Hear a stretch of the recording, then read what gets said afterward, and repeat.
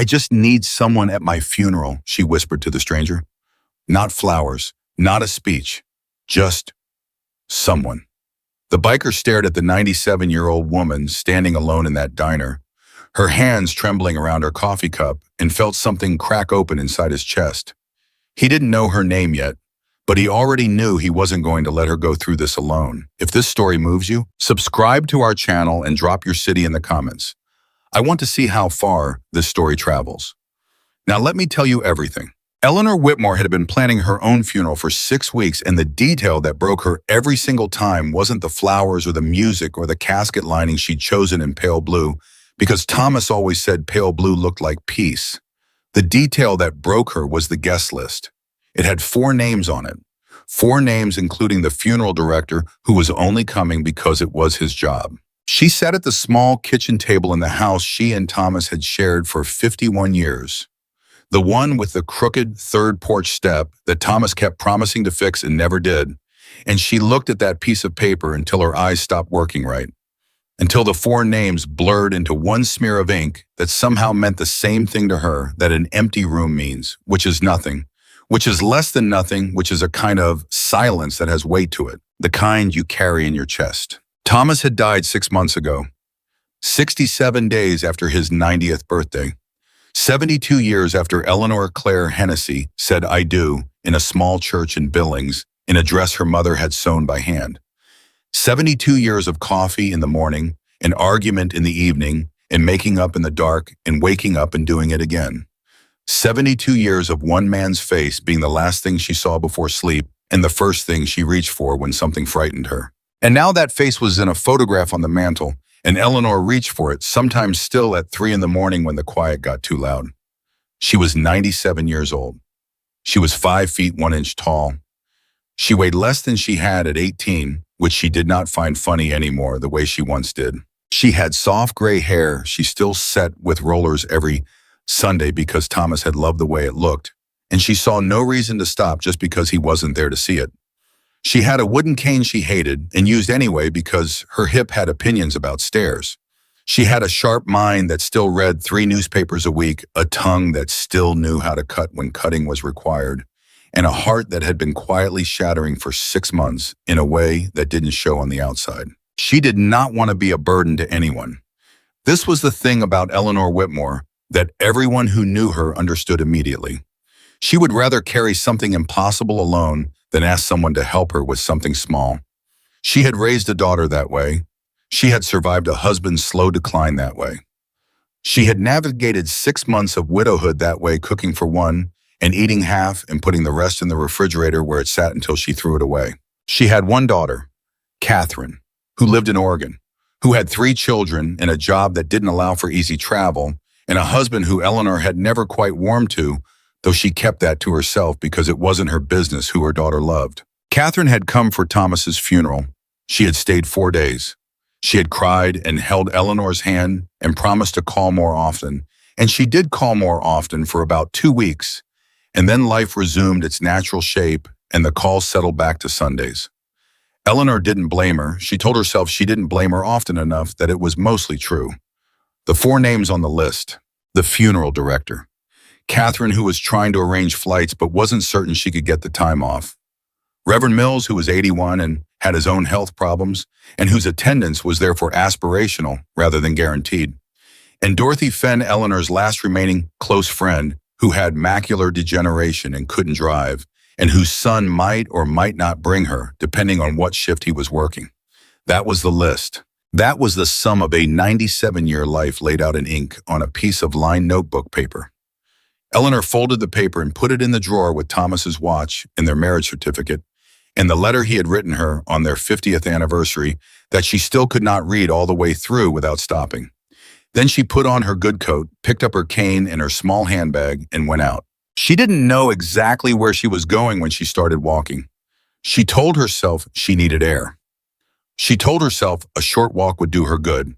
But the truth, and Eleanor had always been honest with herself, even when she wasn't honest with anyone else. The truth was that she could not sit in that house for 1 more hour with that piece of paper in the drawer.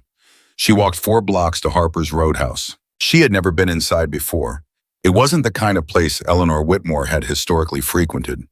It was a diner, yes, but it was also something else, something rougher around the edges, with a gravel parking lot and a sign that had lost two letters and a general atmosphere that suggested the people inside were not particularly concerned with what other people thought of them. Eleanor had always found that quality admirable in theory and slightly alarming in practice. She pushed open the door. The smell hit her first, coffee and grease and something that might have been leather, and underneath it all, a warmth that she felt in her bones before she registered it consciously. It was warm inside, warm and loud with low voices and the scrape of chairs and a jukebox playing something she didn't recognize from a corner near the bathrooms. She stood in the doorway for a moment. The hostess, a young woman with a tattoo of a hummingbird on her forearm, looked up and said, "Sit anywhere you like, honey." Eleanor sat at a small table near the window. She ordered coffee, black, no sugar, the way she'd been drinking it since 1952. She looked at the table. She looked at the parking lot. She looked at her hands, which were old hands, spotted and thin, hands that had done a great deal of work and were now mostly resting. That was when she noticed the group near the far wall. 6 of them. 7, maybe? Men in black leather vests with patches on the back she couldn't quite read from where she was sitting. Big men, mostly. Loud in the way that men are loud when they're comfortable with each other, talking over each other, and laughing and not particularly paying attention to the rest of the world. One of them was different from the others, though. Not in size, he was large, broad across the shoulders, the kind of build that suggested a working life rather than a gym. Not in appearance exactly, because he wore the same vest as the others, the same heavy boots, the same general posture of a man who had made peace with taking up space. He was different because he was listening. While the others talked, this man listened. He looked at whoever was speaking with his full attention. When he spoke himself briefly, the others went quiet. He had that quality that certain people carry without trying, the quality of someone whose opinion changes the weather in a room. His name was Jack Callahan, though Eleanor didn't know that yet. She would learn it later. What she knew in that moment, watching him from across the diner, was that he looked like a man who would not lie to you about something that mattered. She didn't go to him right away. She drank her coffee. She watched the window. She thought about Thomas, which she was always thinking about Thomas, which was the constant low frequency underneath everything else in her life now. She thought about the funeral list with its 4 names. She thought about dignity, which was a thing she had spent her whole life caring about, her own and other people's. And whether it was dignified to feel what she was feeling, which was not grief, exactly not anymore. Grief had settled into something quieter than that, but a specific and terrible loneliness that she did not know how to describe, except to say that it felt like standing in a very large room and calling out and hearing nothing come back. She thought about Thomas's voice. She could still hear it.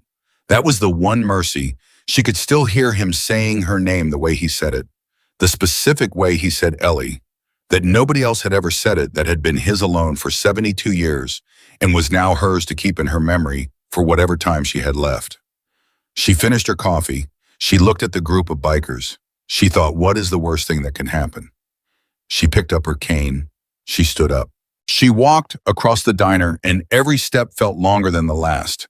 Not because her hip hurt, though her hip always hurt, but because she was doing something she hadn't done in a very long time, which was asking for help, which was the hardest thing Eleanor Whitmore knew how to do. She stopped beside the table. The conversation stopped before she said a word. All of them were looking at her. Some with surprise, some with something she couldn't quite name. The big man Jack, though she didn't know, that set down his coffee cup and looked at her with those steady eyes and waited. She had prepared something to say. She had thought about it the whole way across the diner. What came out instead was the truth, which is always simpler and always harder. "I'm sorry to bother you," she said. "I know you don't know me." "That's all right," Jack said. His voice was low, unhurried, the voice of a man who had learned that patience was a form of respect. "My name is Eleanor Whitmore," she said. "My husband died 6 months ago. His name was Thomas. He was a good man. He spent his whole life—" She stopped. Her voice was doing something she didn't want it to do. She pressed her lips together and waited a moment. "He spent his whole life helping people. Anyone who needed anything, Thomas was there. He fixed people's cars for free when they couldn't pay. He sat with people when they were sick. He shoveled driveways without being asked." She paused again. "He deserved a proper goodbye." Nobody at the table moved. The funeral is Saturday, she said, and I've been going through the numbers and there aren't many people left who knew him. Most of our friends are gone. Our daughter is trying to get a flight, but she's not certain. She stopped again. She made herself look at him. I don't want him to be in a room with almost nobody in it. I don't want the last thing anyone says about Thomas Whitmore to happen in a room that's mostly empty chairs. Jack Callahan was looking at her with an expression she would think about for a long time afterward. Not pity. She would have left if it were pity. Something else. Something that looked more like recognition. I know this is not your concern, she said. I know you don't owe me anything. But I thought, she faltered. I just thought maybe you could. She stopped. She looked at this stranger in his leather vest with his gray beard and his steady eyes, and she said the thing she had actually come here to say, the thing that had brought her 4 blocks in her good coat with her cane and her small handbag. I just need someone at my funeral. The table was absolutely quiet. The jukebox played something low and tinny from across the room. Jack Callahan looked at Eleanor Whitmore for a long moment. Then he said, "When is the service?" "Saturday," when she said. 10 in the morning, at the White Church on Larimer Street. I know it's asking a lot. I know you don't. "Ma'am," he said. She stopped. "What was your husband's name again?" "Thomas," she said. "Thomas Arthur Whitmore." Jack nodded slowly, the way a man nods when he's not just hearing something but carrying it. "Thomas Arthur Whitmore," he repeated as though he was setting it somewhere safe. "Yes." "Tell me about him," Jack said.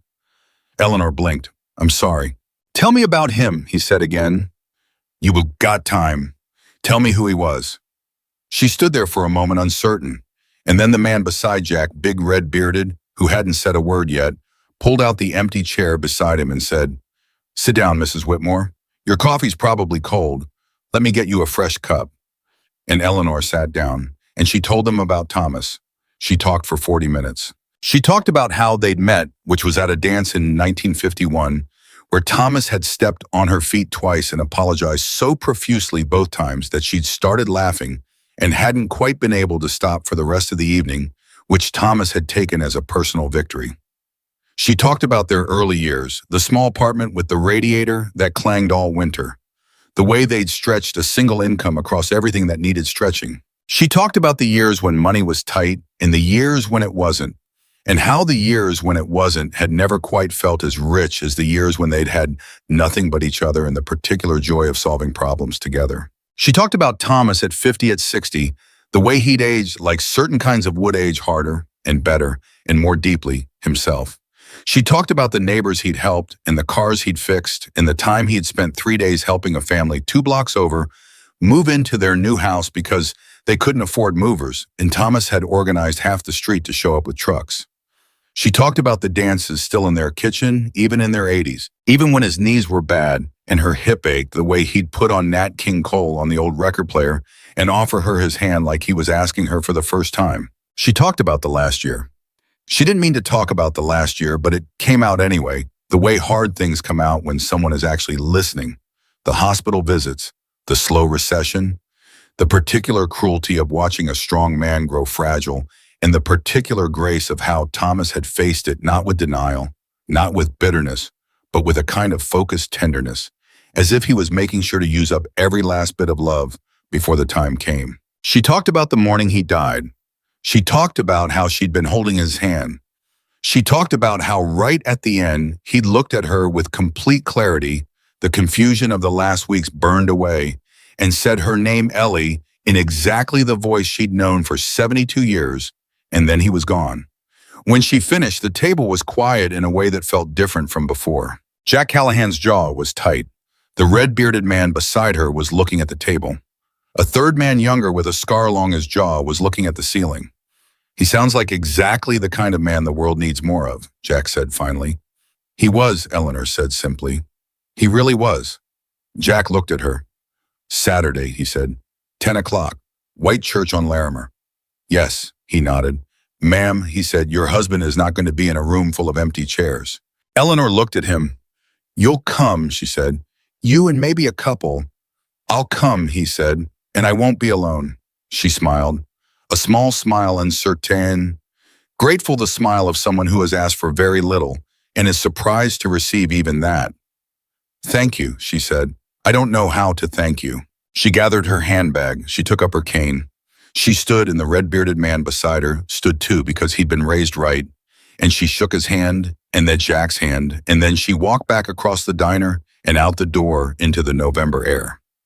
She thought maybe 5 of them, maybe 8, if she was lucky. She didn't let herself hope for more, because hope was a thing that could hurt you and Eleanor. Whitmore had been hurt enough times to have learned to ration it carefully. She walked home. She made dinner for one. She put Thomas's photograph on the table while she ate the way she always did, and she talked to him the way she always did, which her daughter thought was unhealthy and Eleanor thought was simply accurate because Thomas wasn't gone in any way that mattered. He was just somewhere she couldn't see him yet. She told him she'd met some people today. She told him they might come. She told him she hoped he'd like them because they didn't seem like the kind of men who needed impressing, and Thomas had always preferred people like that. Then she washed her one dish and dried it and put it away, and she went to bed. In the bed, she still slept on her side of leaving his side empty, the way she always did. She didn't know that 45 miles away in a cinder block building with American flags in the windows and motorcycles crowding the parking lot, Jack Callahan was sitting at a table with a phone in his hand. She didn't know what he was about to do. She didn't know that her 40-minute conversation at a diner table was about to cross every state line in the region like something electric. She didn't know any of it. She lay in the dark and thought about Thomas, and she whispered good night to the empty side of the bed, and she closed her eyes. 314 miles away, a man named Victor Cruz read a message on his phone and immediately called his chapter president. 508 miles away, a woman named Dana, one of the rare women who held full standing in a club affiliated with the network, read the same message and started checking road conditions for the weekend. 620 miles away, an older man named Calvin Webb, who was 73 and had known Jack Callahan for 30 years and had never in his life turned down a ride that mattered, filled his thermos and checked his tires. Eleanor Whitmore slept, and the world that she didn't know about moved through the night toward Saturday. Inside the Silver Creek chapter clubhouse, Jack had put his phone down and was looking at the men around the table. "I want to be clear about something," he said. Everyone was listening. "This isn't about us. It isn't about the club. It isn't about what anybody thinks of us or doesn't think of us. It's about a 97-year-old woman who spent her whole life giving and who asked for one thing." He paused. "One thing, and we're going to give it to her." "How many do you think will come?" asked Darnell, the red-bearded man who had given Eleanor his chair. "I sent it to 12 presidents," Jack said. "Told them to pass it down the line." Darnell did the math in his head. "Jack," he said slowly, "I know. She asked for a few people. I know what she asked for. You might be showing up with—" "I know Glass," Jack said. "She asked for someone. We're going to get her something she'll carry for the rest of her life instead." He picked up his coffee. Thomas Arthur Whitmore spent his whole life showing up for people who needed him. He doesn't get to leave this world like he was nobody. Not while I've got a phone and a tank of gas. Nobody argued with that. Nobody at that table had any desire to argue with that. Outside, the first stars were appearing over Silver Creek. The temperature had dropped 10 degrees since sunset. The highway that ran through town was empty and dark and utterly quiet. By Friday night, it would be full of headlights. And Eleanor Whitmore in her house with Thomas's photograph on the mantel and her good blue dress hanging on the closet door slept on toward a Saturday morning that was going to be nothing at all like the one she'd been dreading. Nothing at all. Calvin Webb had been writing for 51 years and had attended a lot of funerals. Too many funerals if he was being honest, which he generally was, because dishonesty required a kind of energy he'd never had much patience for. He'd been to funerals for brothers lost to accidents, to illness, to the particular violence that sometimes found men who lived the way they lived. He'd been to funerals where nobody cried because everyone was too numb, and funerals where everyone cried because nobody could stop, and funerals that turned into something else entirely. Something that felt more like a celebration than a goodbye, because the man being buried had wanted it that way. He had never in 51 years of writing driven 620 miles for a stranger's funeral. He filled his thermos at 2 a.m. on Friday and was on the highway by 2:15. His wife Lorraine had been awake when he came downstairs. She was always awake when he left early, which was something she had never once complained about in 38 years of marriage. She'd handed him the thermos and looked at him for a moment and said, "Tell me about her." So he told her what Jack's message had said, the 97 years, the 4 names on the list, the husband who had spent his whole life showing up for everyone else and who deserved better than an empty church for his final goodbye. Lorraine had listened. Then she'd said, "Drive safe." That was all. That was enough. Lorraine Webb had learned decades ago that certain things didn't require explanation between them, and this was one of those things. Calvin drove through the dark with his coffee and his thoughts in the particular quiet of a highway at 2 in the morning, which was a quiet he had always loved. The world stripped down to headlights and distance and whatever you were carrying inside you. He thought about his own father's funeral. 1983, a February that was mean and cold and didn't care. His father had been a difficult man, proud and sometimes cruel in the way that men of that generation could be cruel without meaning to, without even knowing they were doing it. He and his father had not been close. There had been a distance between them that neither of them had ever quite figured out how to cross, and then his father had died, and the distance became permanent. But the funeral, his father had lived in a small town in Arkansas, and Calvin had driven down, expecting maybe 20 people, maybe 30, because his father had also been a man who kept to himself, who was suspicious of warmth in others, because he'd never been particularly warm himself. There had been over 200 people at that funeral. Calvin had stood at the back of the church stunned, watching them come in. Men his father had worked with 30 years ago, families he'd helped in ways Calvin had never known about. A woman who cried through the entire service and who Calvin didn't recognize at all, who turned out to be the daughter of a family his father had quietly helped through a hard year in the 1960s, sending money anonymously, never saying a word. His father had never told him about any of it. Calvin had stood at the back of that church and discovered that he had not known his father at all, and he had felt simultaneously a grief he hadn't expected and a pride so profound it almost buckled his knees. He thought about Eleanor Whitmore lying in her house tonight, believing that Saturday would be 4 people in empty chairs. He drove faster. By the time Calvin crossed the Montana state line, the message Jack had sent had already traveled further than either of them knew. It had moved through the private communication networks of 12 chapter presidents, each of whom had forwarded it to their officers, each of whom had passed it down through their clubs. It had traveled in text messages and phone calls, and in the particular way that certain information moves through a community of people who share a set of values that don't require explaining because everyone already understands them. The message was simple. It was always the simple messages that moved the fastest. It said, a woman named Eleanor Whitmore has spent 97 years giving everything she had to the people around her. Her husband, Thomas, gave the same. Saturday is Thomas Whitmore's funeral. She asked for someone to come. Come. That was it. No appeal to emotion. No description of Eleanor's face or her voice or the way she'd held her coffee cup with both hands because her fingers were always cold. Jack hadn't needed any of that. He understood that the story was enough, that the right people reading those words would feel exactly what he'd felt sitting across from her in Harper's Roadhouse, which was the specific weight of recognizing something true.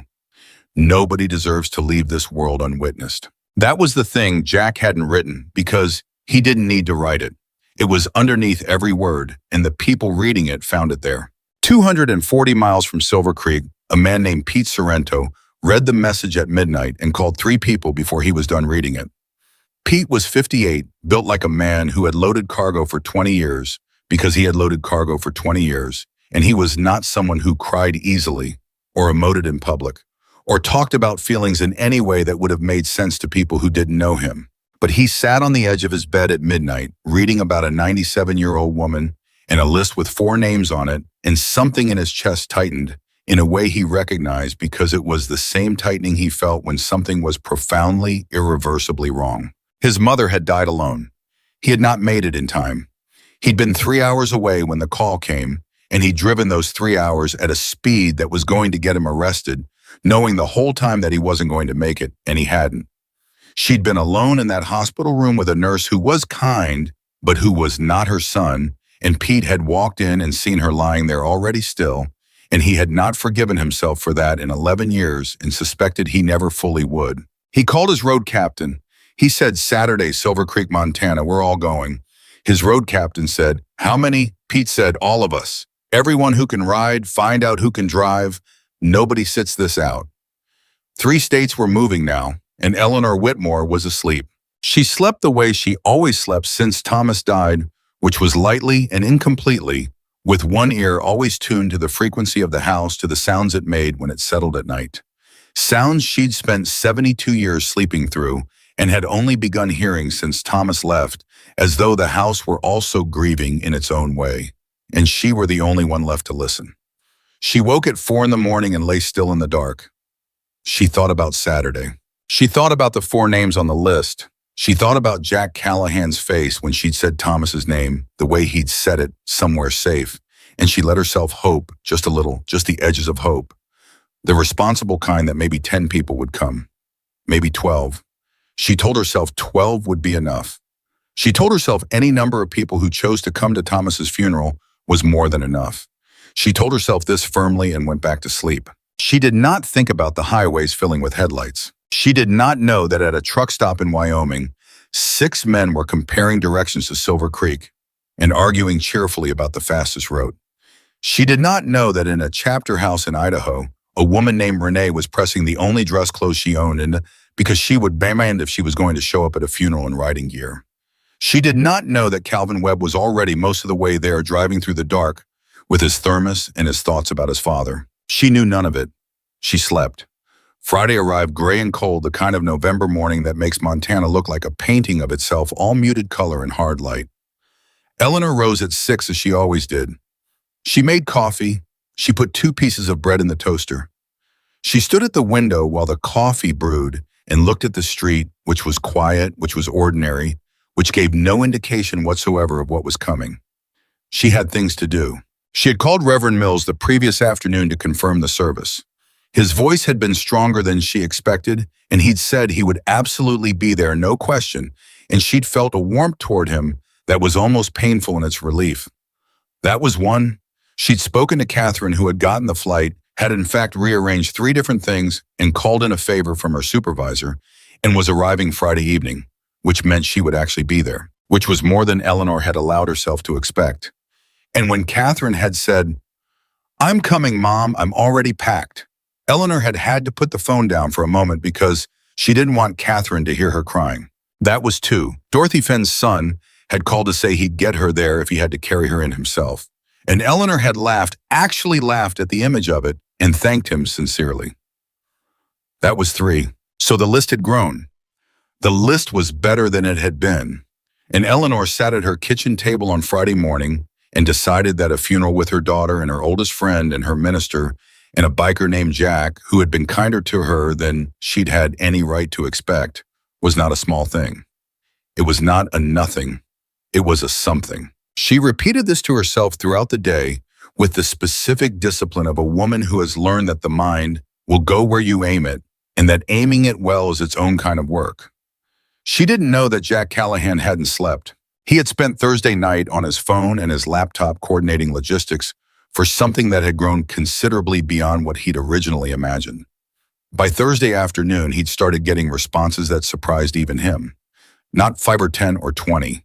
The numbers coming back were in a different register entirely. He'd called Danny, his vice president, at 6 on Thursday evening and said, "I need you to make some calls about parking."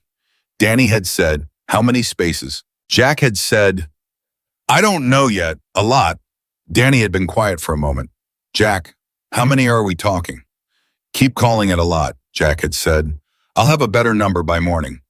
By morning, the number was not something he wanted to say out loud, because saying it out loud made it real in a way that was even for Jack Callahan, who had organized large gatherings before, genuinely startling. He called the Silver Creek Police Department at 8 Friday morning.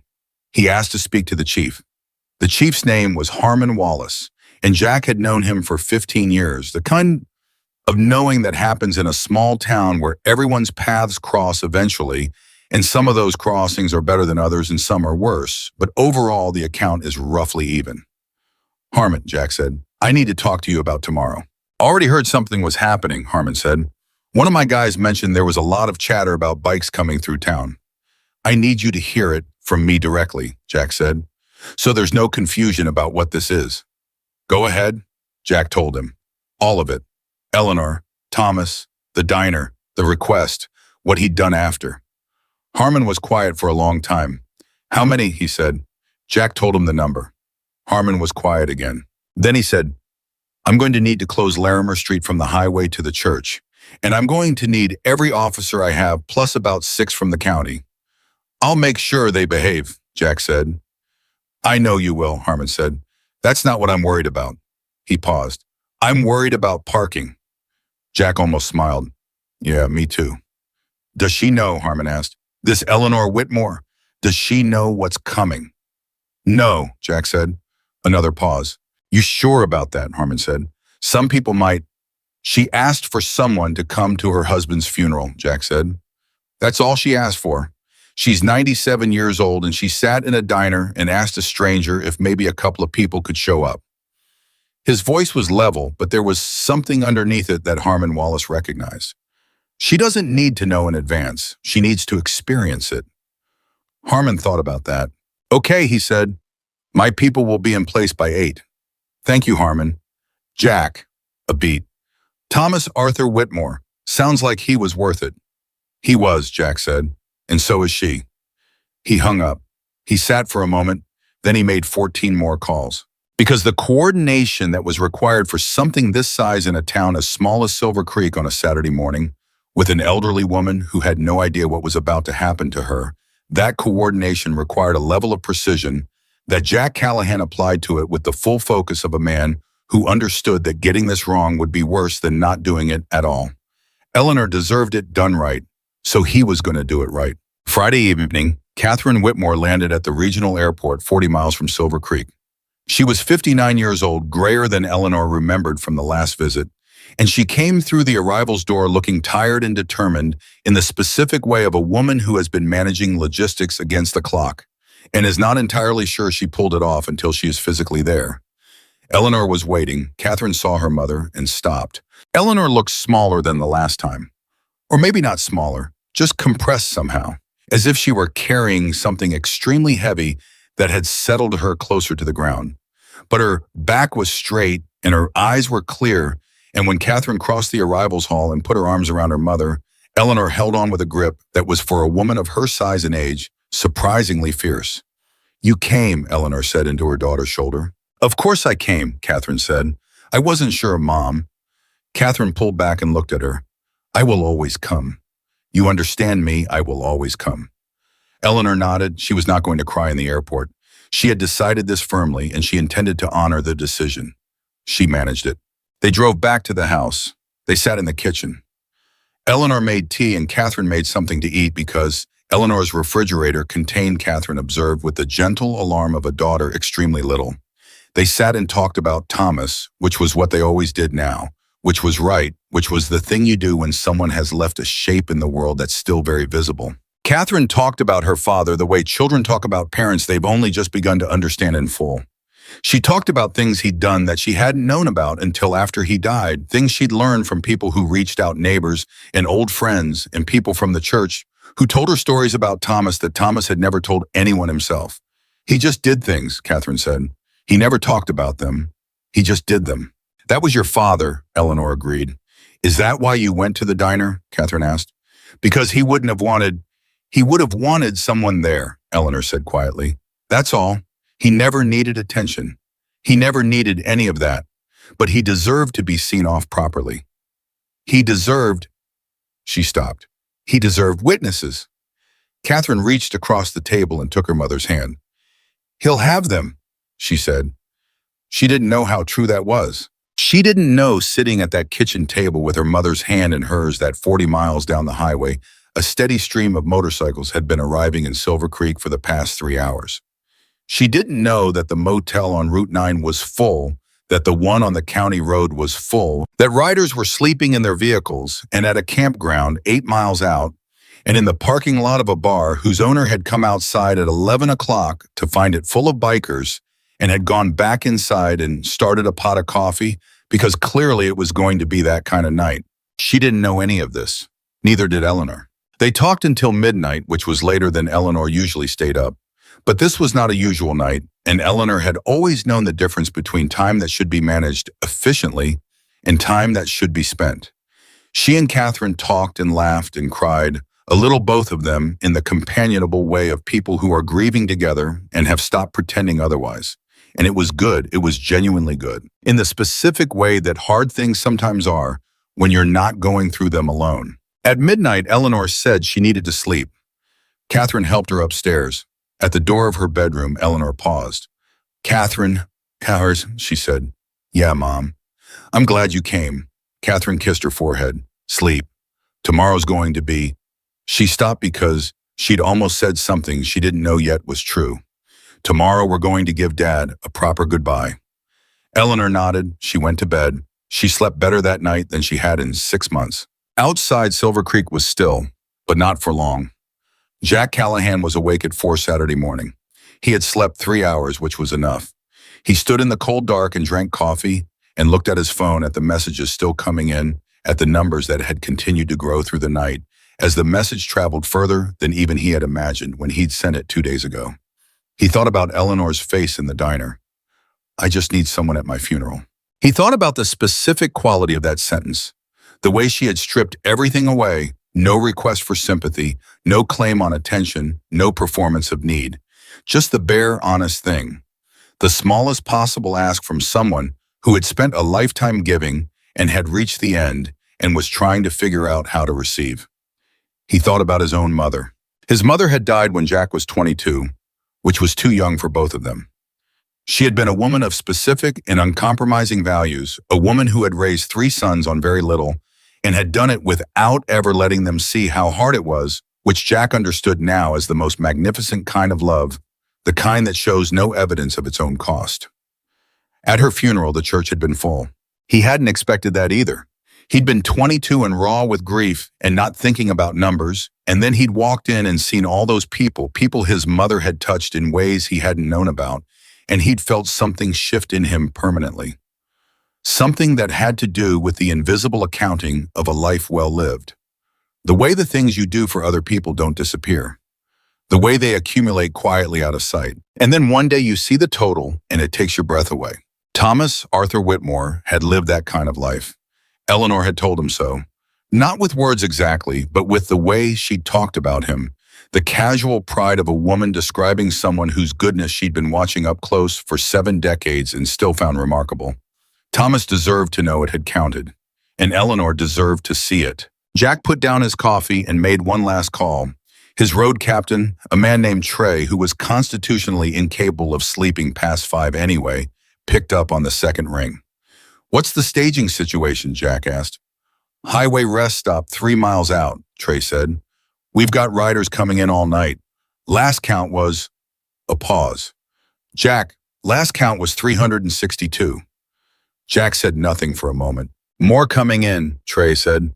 "I'm getting messages. There's a group from Calgary that crossed last night. There's a group from—" "How many in total?" Jack said.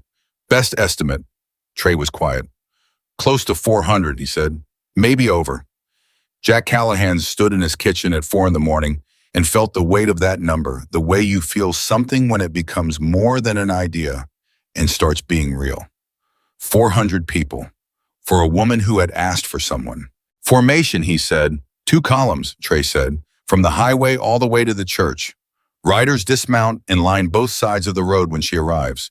Engines off, helmets in hand, not a sound until she's inside. "Good," Jack said. "How do you want to play the arrival?" Jack thought about Eleanor Whitmore. He thought about who she was, the specific kind of woman who had walked into a diner full of bikers and asked for help with the straightforward dignity of someone who knows that asking for help is not a weakness.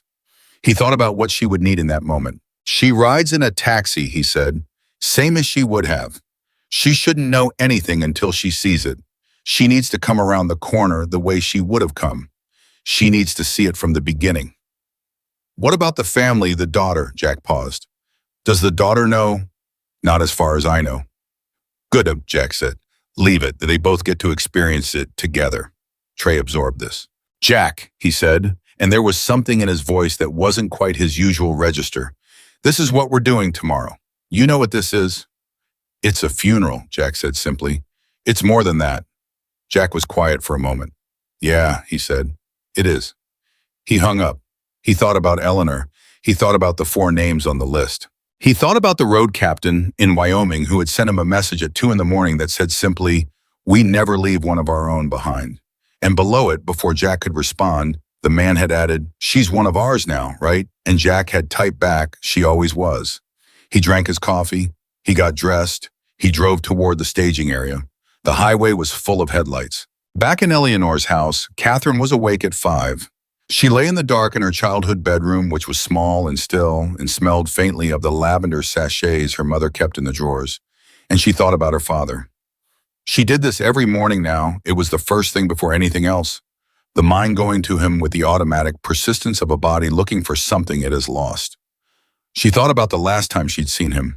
It had been 8 months before he died a visit in the summer, and her father had been thinner than she remembered, but sharp, still sharp, sitting at the kitchen table with the 3 newspapers and his coffee arguing with the editorial page in the specific way he'd been arguing with editorial pages her entire life, which was with complete intellectual contempt and genuine enjoyment. He'd looked up when she came in and said, "There you are?"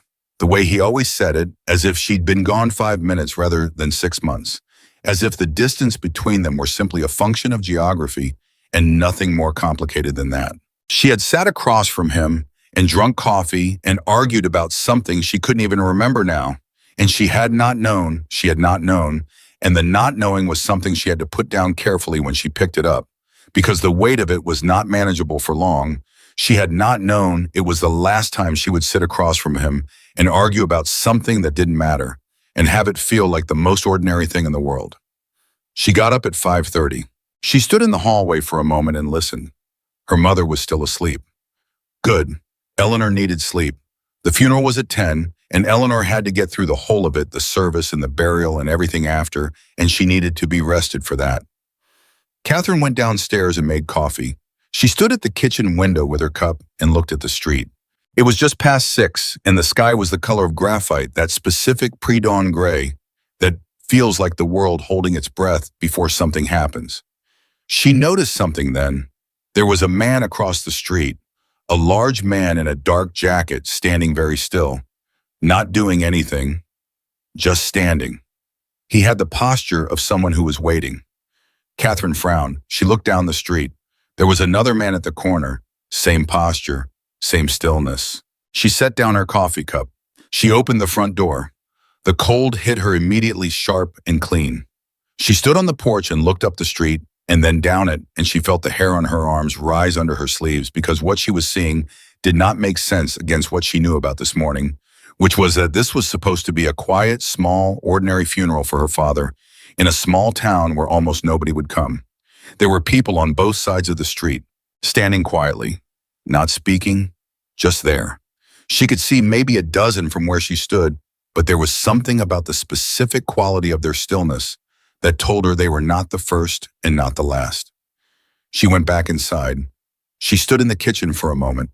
Then she walked to the bottom of the stairs and said quietly but clearly, "Mom." A pause. "Mom, I need you to come look at something." Eleanor's voice came back slightly sleep-rough. "Is something wrong?" "No," Catherine said, and she meant it. Whatever this was, she already knew in her bones that it was not wrong. It was the opposite of wrong. "Just come look." She heard the creak of the bed, the tap of the cane on the floor, the slow, deliberate progress of her mother coming to the top of the stairs. Eleanor appeared at the landing in her robe, her gray hair in the rollers she still set every Sunday. "What is it?" she said. "Come to the window," Catherine said. Eleanor came down the stairs. She came to the window. She looked out. She was quiet for so long that Catherine looked at her. Eleanor's hand had gone to her mouth. "Catherine," she said. Her voice was barely there. "Who are all these people?" Catherine put her arm around her mother's shoulders. "I think," she said slowly, "I think Jack came through." Eleanor stood at the window, and outside in the gray Saturday morning light, the street was filling.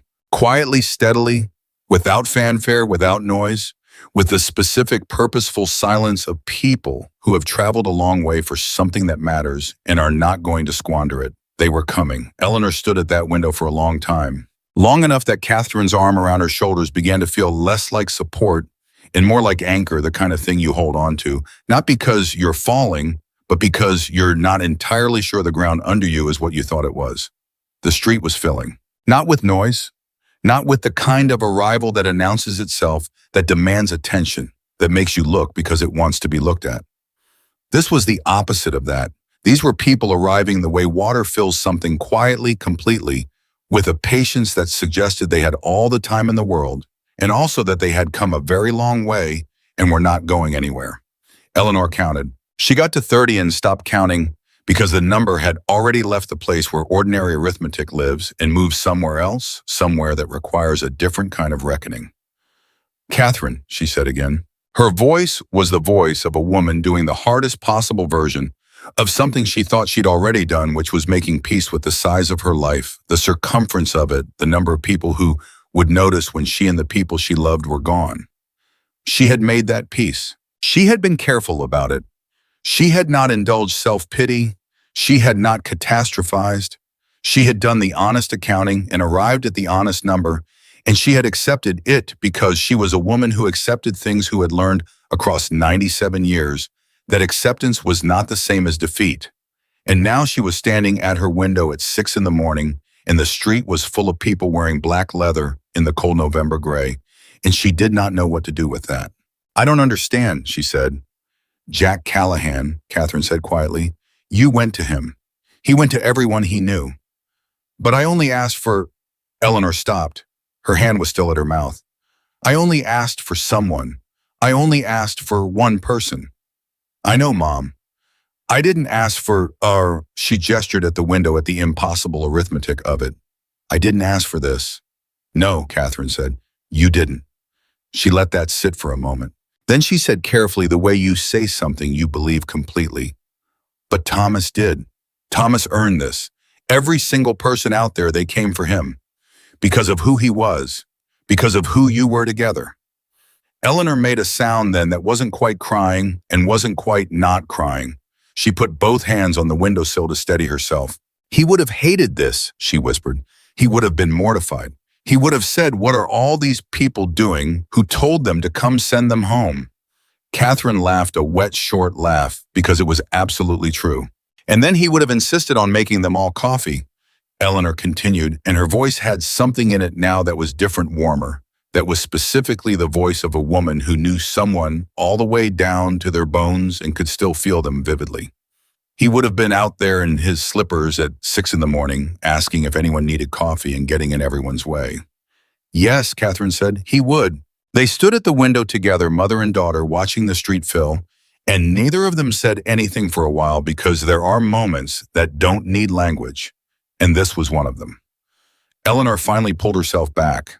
She pressed her lips together and straightened her spine in the way she had been straightening her spine for 97 years, the specific internal architecture of a woman who has always understood that the world requires you to be vertical for it. "I need to get dressed," she said. "Mom." "I have a funeral to attend," Eleanor said firmly. "My husband's funeral, and I will not go to it in my robe with my hair in rollers." She turned from the window. "Start the coffee. Real coffee, not that weak business you brew in Oregon. Thomas liked it strong." Catherine watched her mother walk toward the stairs with her cane and her rollers and her spine perfectly straight, and she pressed her hand flat against her sternum for a moment, against the specific pressure that was gathering there, and then she went to make the coffee. 30 minutes later, Eleanor came back downstairs. She was wearing the blue dress. She had done her hair, not the rollers anymore, but set the way, she set it soft around her face the way Thomas had loved it. She had put on the pearl earrings Thomas had given her on their 40th anniversary. She had done all the things she would have done if this were a day when she needed to be her best self, and she looked Catherine standing in the kitchen doorway, with 2 cups of coffee, felt the breath leave her for a moment. She looked like exactly who she was, which was a woman who had lived 97 years and earned every one of them. "You look beautiful," Catherine said. Eleanor made a dismissive sound that was also a thank you. She sat at the kitchen table and drank her coffee and did not look at the window. Outside, the street was different now. Jack Callahan had arrived at the staging area 3 miles out at 5:45 and found something that was, even by his standards, genuinely formidable. The riders were organized already because these were people who knew how to organize themselves, who had the instinct for order that comes from moving in large groups into traffic at speed, where order is the difference between arrival and catastrophe. Trey was managing the formation with the focused efficiency of a man who has given this everything he has, which is what Trey always gave things, which was why Jack had made him road captain 8 years ago. Final count, Jack said. Trey looked at his phone. 406, he said, still getting stragglers. Jack absorbed this. 406 people. For a woman who had asked for someone. For a man named Thomas Arthur Whitmore, who had fixed people's cars for free and danced with his wife in the kitchen and saved the last piece of pie for her and spent 72 years loving one person so completely that she still talked to his photograph at dinner.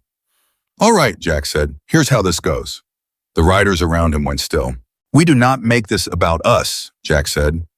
Not for 1 second. Not 1 second is about the club or the patches or the bikes or any of it. This is about Thomas and Eleanor Whitmore, and the only thing any of us is here to do is make sure they both know that a life of service leaves a mark. That people who give everything don't go quietly into nothing. He paused. We ride in slow. 2 columns. We park on both sides of Larimer all the way from the highway to the church. We dismount. Helmets off. We stand. He looked at them. We stand and we do not make a sound until she has passed. You got that? 406 people said nothing, which was the right answer. She's 97 years old, Jack said. She's been up since 6. She doesn't know what she's about to see. When that taxi comes around the corner, I want the last thing she ever doubts in her life to be whether or not her husband mattered. He let that land.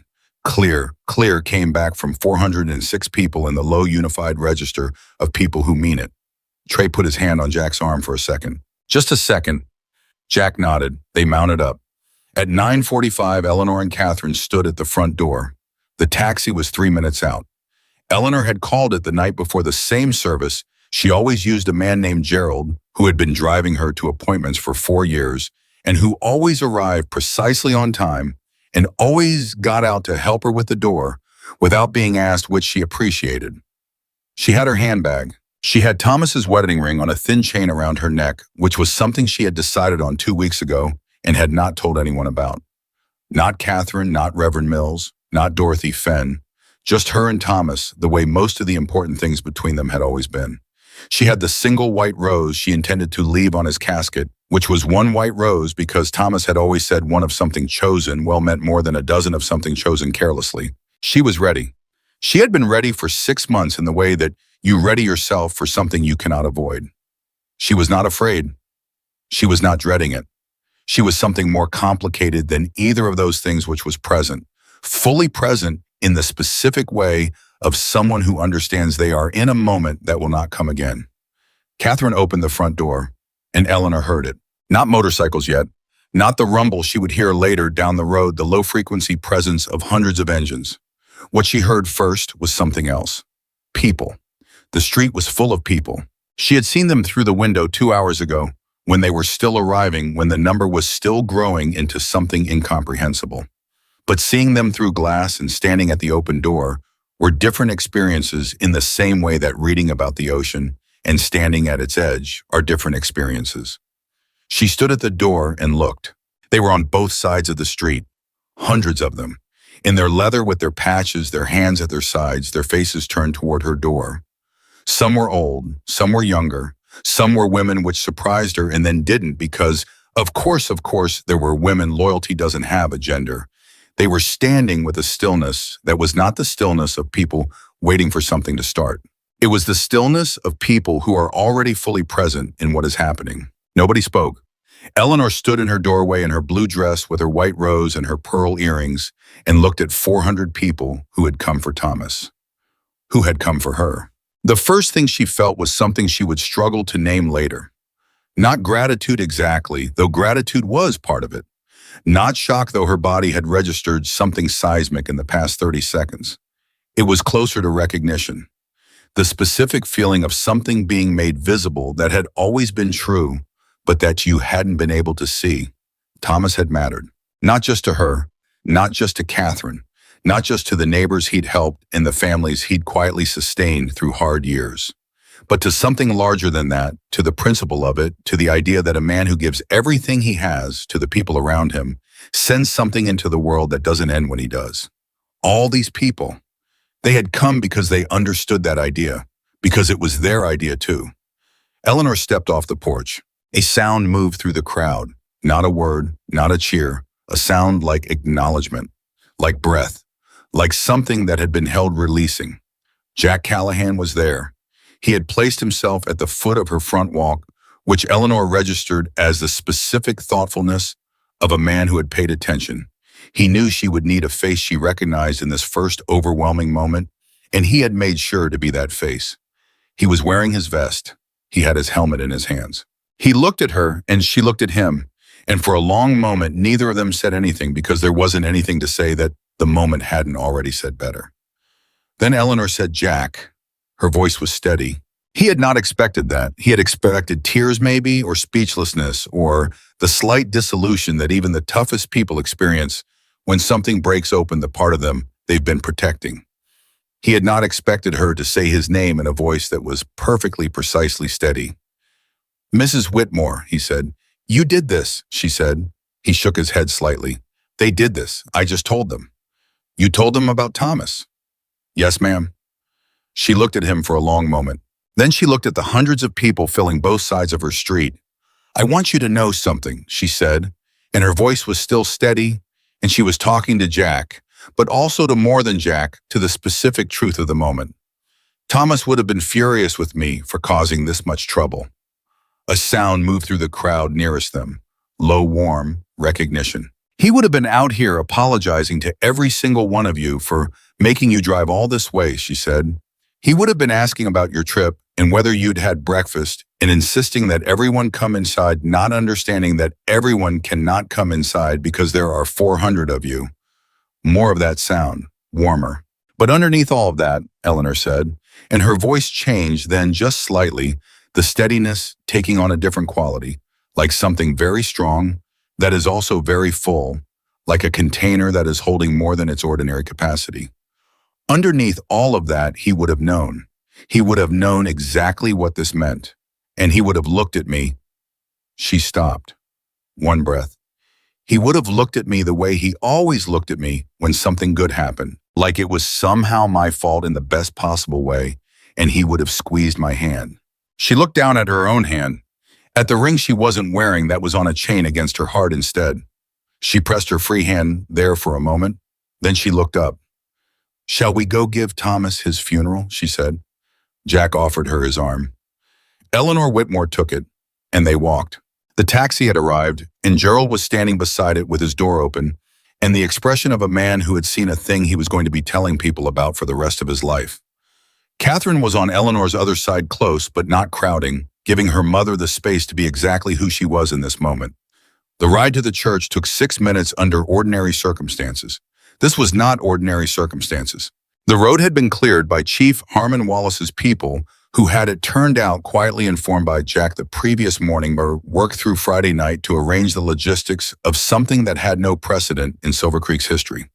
The road on both sides of Larimer, from the highway junction all the way to the white church at the end, was lined. It was lined the way roads are lined in certain moments of great ceremony, the human form of honor, the thing you do with your body when your body is all you have to give. Gerald drove slowly. Eleanor sat in the back and looked out the window. She did not speak. Catherine sat beside her and watched her mother's face and did not speak either. What Eleanor was seeing, 400 people standing in the November cold with their helmets in their hands and their heads bowed slightly forward. Not in performance, not in the way that public displays of respect can sometimes become about the display rather than the respect. These people had driven through the night and slept in parking lots and crossed state lines for a man they had never met, for a woman whose name they'd learned 2 days ago from a message that had moved through a network of shared values faster than light moves through glass. They were bowing their heads because they meant it, because Thomas Arthur Whitmore had lived a life that deserved it, because Eleanor had loved him for 72 years and had walked into a diner with her cane and her handbag and asked a stranger honestly, without calculation, without self-pity, just honestly for someone to come. The taxi moved through the corridor of people in silence. Jack had been very clear about the silence, and everyone had honored it completely. Not a sound from 400 people. Just their presence, massive and warm, and undeniable, a wall of human witness on both sides of the road. Eleanor's hand found the chain at her throat. She held Thomas's ring through the fabric of her dress. She did not cry. She would cry later. She would cry in the church when Reverend Mills read the passage Thomas had chosen himself years ago, pragmatic and unsentimental as ever, about the planning of his own death, because Thomas was a man who believed in being prepared. She would cry when Catherine spoke, and she would cry when the final hymn started. She would cry appropriately in all the appropriate places. But here in the taxi, moving through the corridor of 400 people who had come for her husband, she did not cry. She held his ring and she looked at the faces of strangers who had made themselves witnesses to his life. And she felt something she was going to spend months finding the right words for, something she would eventually describe to Catherine as, I felt him. Right there. I felt him the way I feel him in the house at night, that sense of, I'm still here, Ellie. I'm right here. Gerald stopped the car. They had arrived. The white church, which was not from the outside an imposing structure. It was a small white church in a small Montana town, the kind of building that has absorbed 100 years of people's most important moments without any apparent effort, that has learned to hold grief and joy and commitment with equal accommodation. The kind of church where the third pew from the front still has the dent in the hymnal shelf from where someone's grandfather dropped something heavy in 1962 and nobody ever quite fixed it. Eleanor had been married in this church. She had baptized Catherine in this church. She had buried her parents in this church. She had buried Thomas's mother in this church. And now she was going to say goodbye to Thomas in this church, which felt right in a way that very few things had felt right in the 6 months since he'd gone, which felt like the proper completion of something that had been started here in this building in 1951, when a young man with bad feet and a better heart had stepped on her feet twice and apologized so profusely she'd started laughing. Gerald came around and opened the door. Jack was there. He had ridden ahead during the drive and positioned himself at the church steps, which was planning she hadn't seen and hadn't needed to see, which was the point. He offered her his arm again. She took it and walked into a church that was full. Every seat was full. Eleanor walked up the center aisle and looked at the faces on both sides of her, and these were not the faces of people who had come to fulfill a social obligation. These were the faces of people who had driven through the night from places she had never been, who had read a message about a man they didn't know and felt something real and had responded to it in the most concrete way possible, which was by showing up. Eleanor walked to the front pew. She sat down. She placed the white rose on her lap. She looked at Thomas's casket. He had chosen it himself. Of course he had. Practical to the end. Simple wood, no frills, the kind of casket a man chooses when he is more interested in what happens after the box than the box itself. There were flowers around it from the funeral home, modest and appropriate, and someone had placed a photograph of Thomas and Eleanor on the small table beside it. The one from 1971, when they had been in their 40s and Thomas had been tanned from a summer of outdoor work, and Eleanor had been laughing at something he'd said just before the shutter clicked, and they had both looked like people who did not yet know how much of the good part they still had left. Eleanor looked at that photograph for a long time. Then she looked at the casket. I brought people, she said very quietly under her breath, the way she talked to him, the private register. I know you would have something to say about that. I'd like to hear it. Reverend Mills began the service. He was 81 and his voice had thinned some with age, but there was a quality in it that had not thinned at all, which was conviction, the specific kind that you hear in people who have been saying true things for a very long time and have long since stopped worrying about how they sound. He spoke about Thomas with the authority of someone who had known him for 40 years, who had shared meals with him and argued with him about town politics, and watched him grow older with the particular interest of a man who finds the long arc of other people's lives genuinely instructive. He talked about what Thomas had been, not a list, not an accounting of accomplishments, a portrait, the kind that takes the small details, the way Thomas always shook hands with both hands, when he really meant it, the way he read the newspaper from back to front, because he always said the sports page set him up right for the rest of the news. The way he could fix almost anything mechanical and absolutely nothing electrical, because he claimed electricity was basically magic.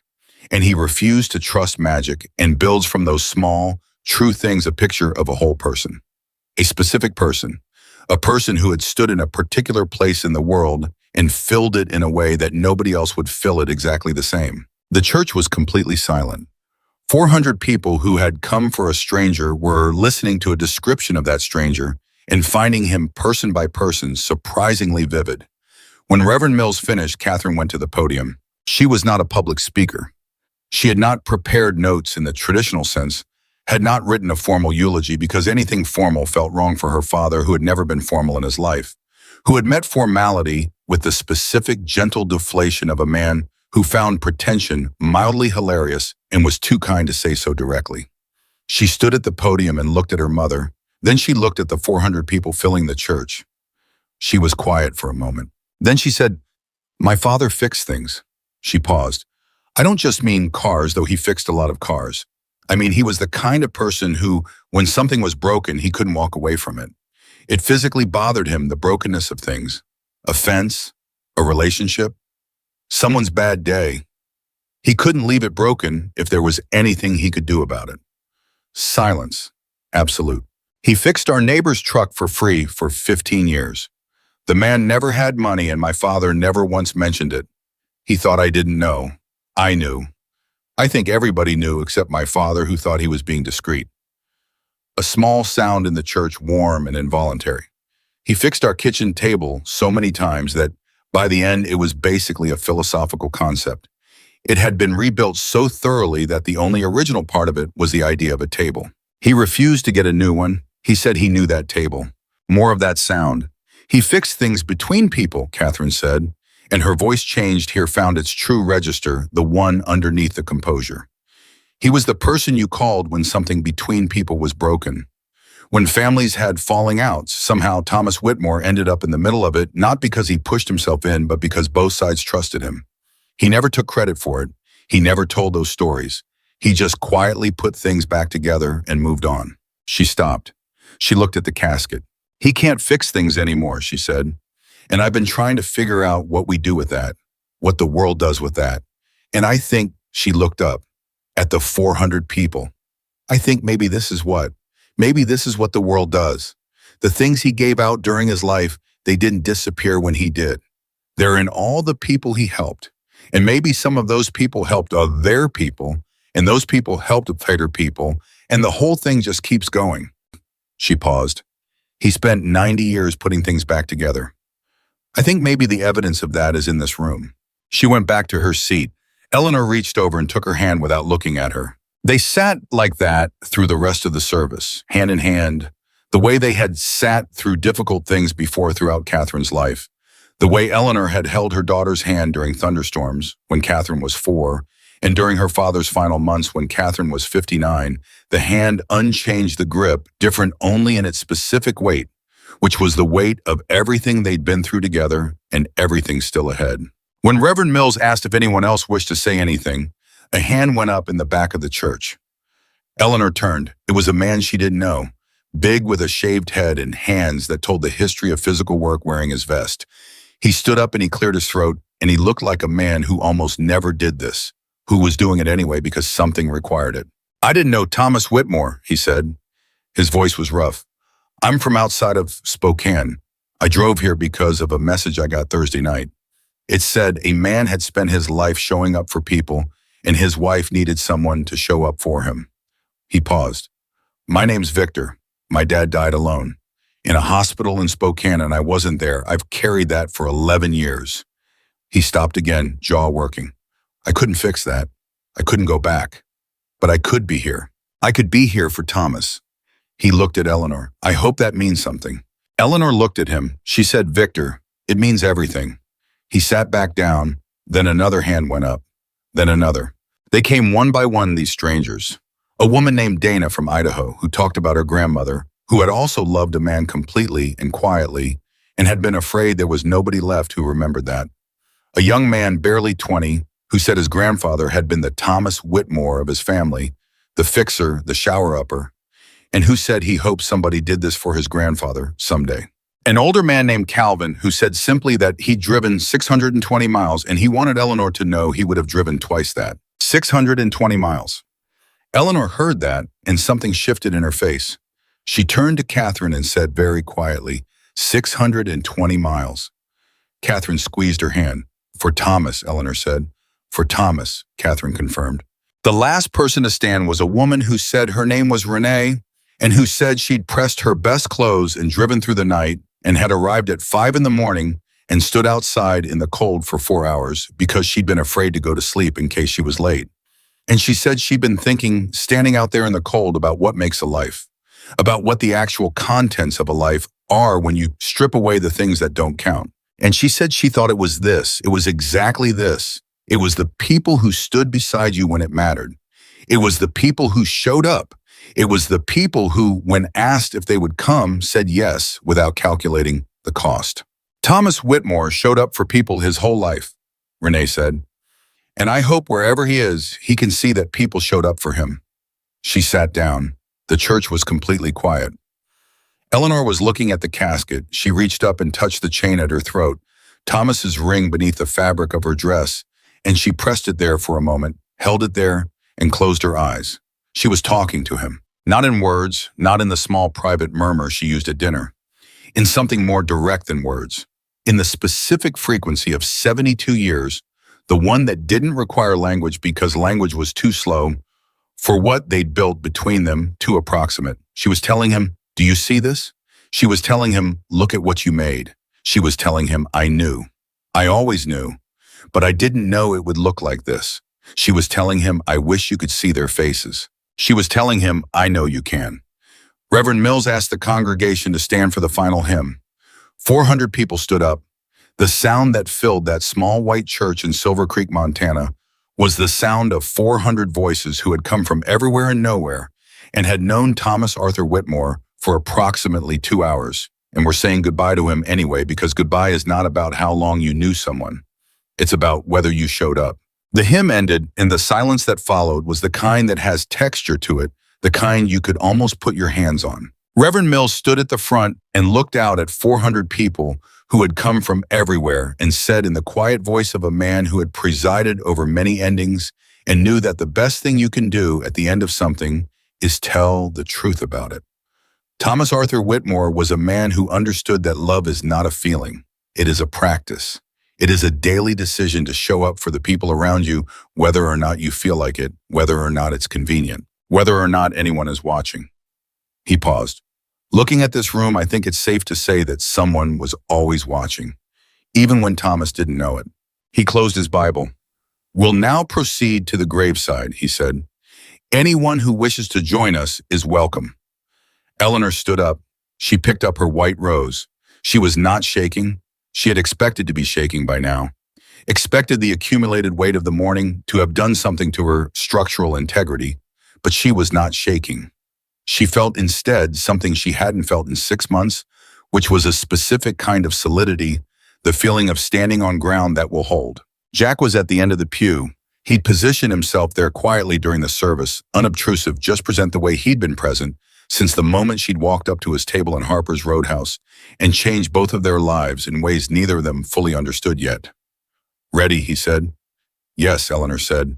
They walked out together. What happened next was something that Chief Harmon Wallace would describe to his wife that evening as the most organized, spontaneous thing he had ever witnessed in 30 years of law enforcement, which wasn't a contradiction. He said it just meant that 400 people who had a shared understanding of what respect looked like had applied that understanding without being asked. They formed lines. On both sides of the path, from the church to the cemetery, which was directly adjacent, separated by a low iron fence and a stand of old elm trees that had been there longer than anyone in Silver Creek could remember. The riders formed 2 lines shoulder to shoulder, and as Eleanor walked between them, they did the same thing they'd done on the street that morning. They stood completely still, helmets in hand, heads inclined slightly forward in the specific posture of people paying genuine respect. Eleanor walked between them. She walked slowly because her hip required it and because she was not going to rush. This was not going to hurry through the corridor of 400 people who had come for Thomas as though she had somewhere more important to be. She walked at her own pace, which was the pace of a woman who has earned the right to take all the time she needs. She looked at faces as she passed. This was the thing that caught Catherine, who was walking close behind her. Mother looked at faces. Didn't look at the ground, didn't keep her eyes forward in the self-protective way of someone managing an overwhelming experience by narrowing their field of vision. Eleanor Whitmore looked at the people standing in those lines the way she had always looked at people, which was directly with the full attention of someone who believed that every person in front of her was worth seeing clearly. An old man with a white beard and a scar on his chin caught her eye and nodded deeply, and Eleanor nodded back. A younger woman, maybe 30, was crying silently, and Eleanor reached out as she passed and briefly touched the woman's arm. Just touched it, just the lightest contact, and the woman made a sound that was not quite a word.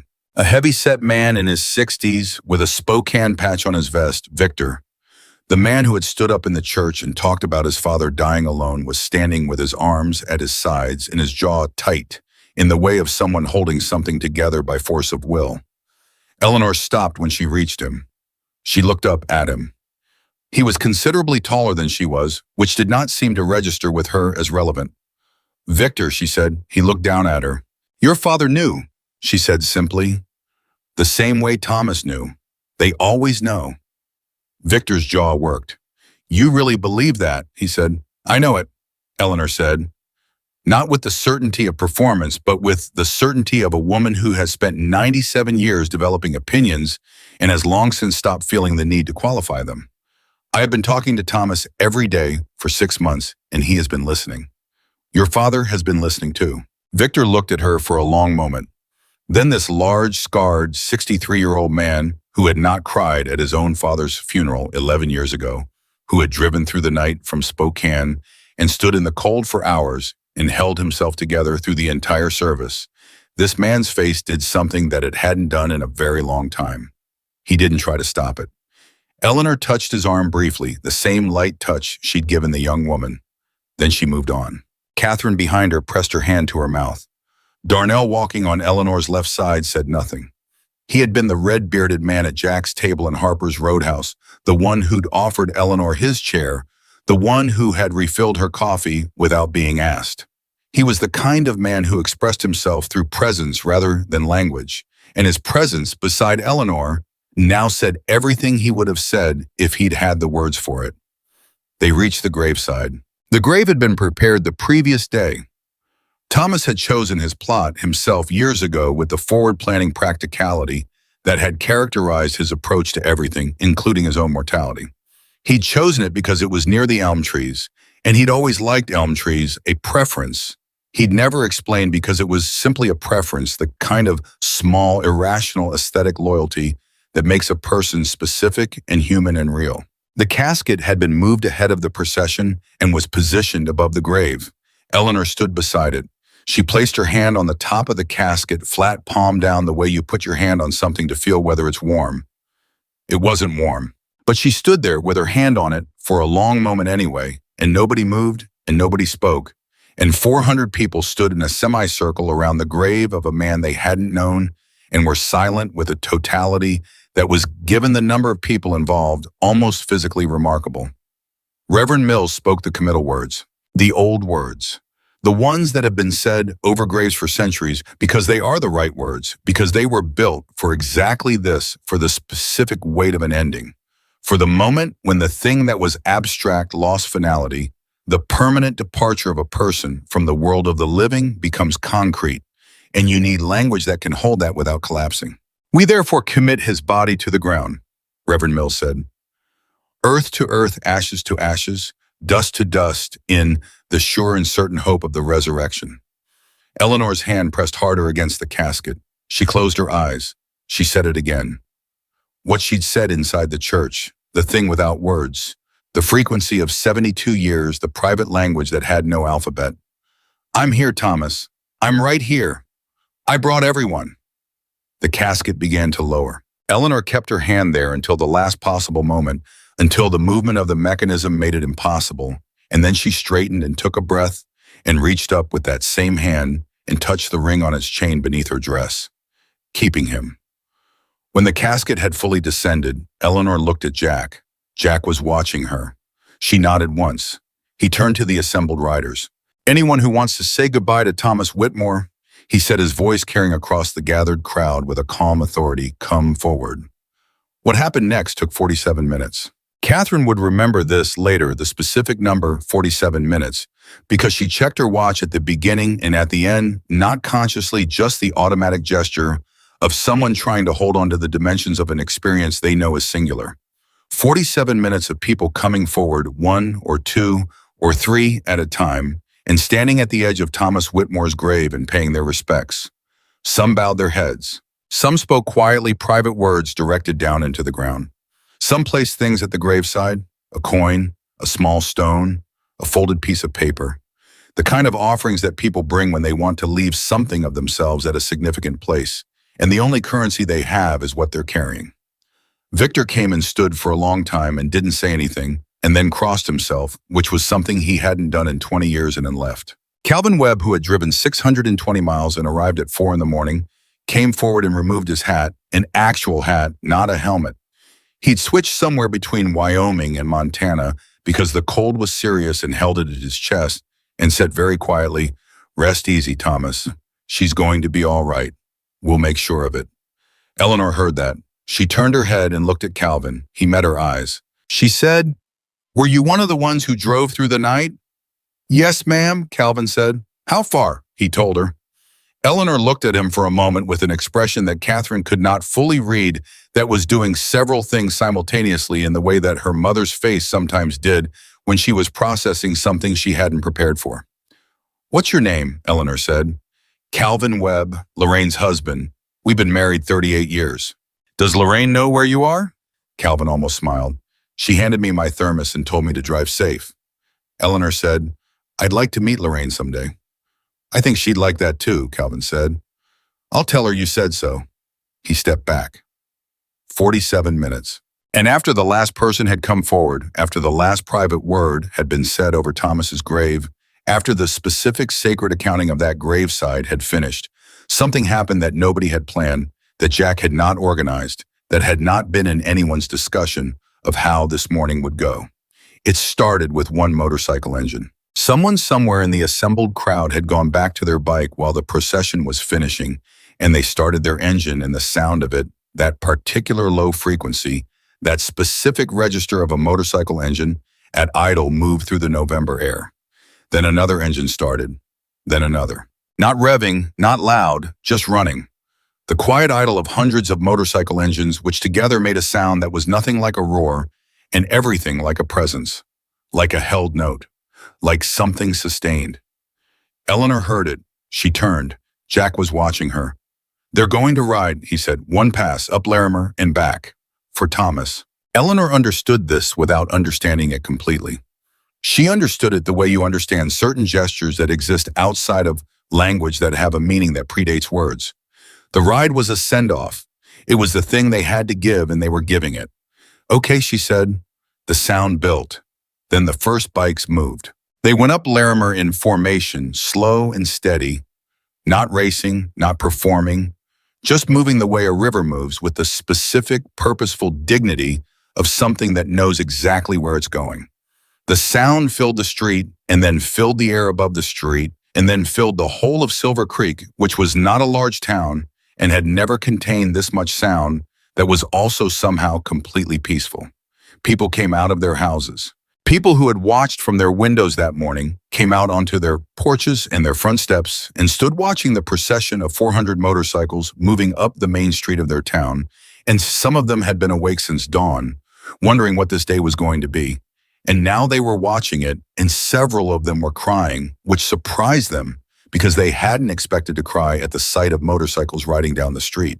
They cried because it wasn't motorcycles riding down a street. It was people showing up. It was the visible, audible, physical manifestation of the idea that nobody should go quietly into nothing, that a life of service leaves a mark, that when someone spends 90 years giving everything they have to the world around them, as the world notices, the world has something to say about that, the world shows up. Eleanor stood at the iron fence of the cemetery and watched them pass. She stood straight. She held her white rose, which she had placed on Thomas's grave, and then, without quite deciding to pick back up again, needing something in her hands. Jack stood beside her. He didn't say anything. Neither did she. They stood and watched 400 motorcycles pass, and the sound of them was enormous and intimate.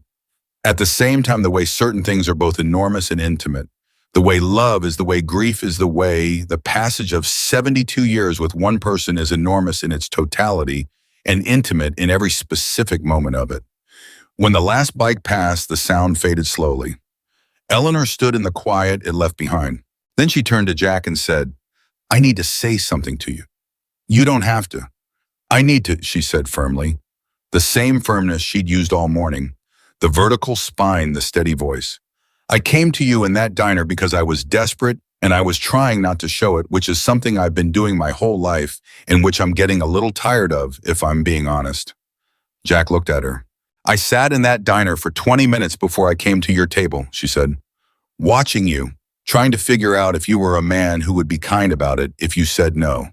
Because I knew I was going to ask an embarrassing thing, and I needed to know it would be rejected kindly if it was going to be rejected."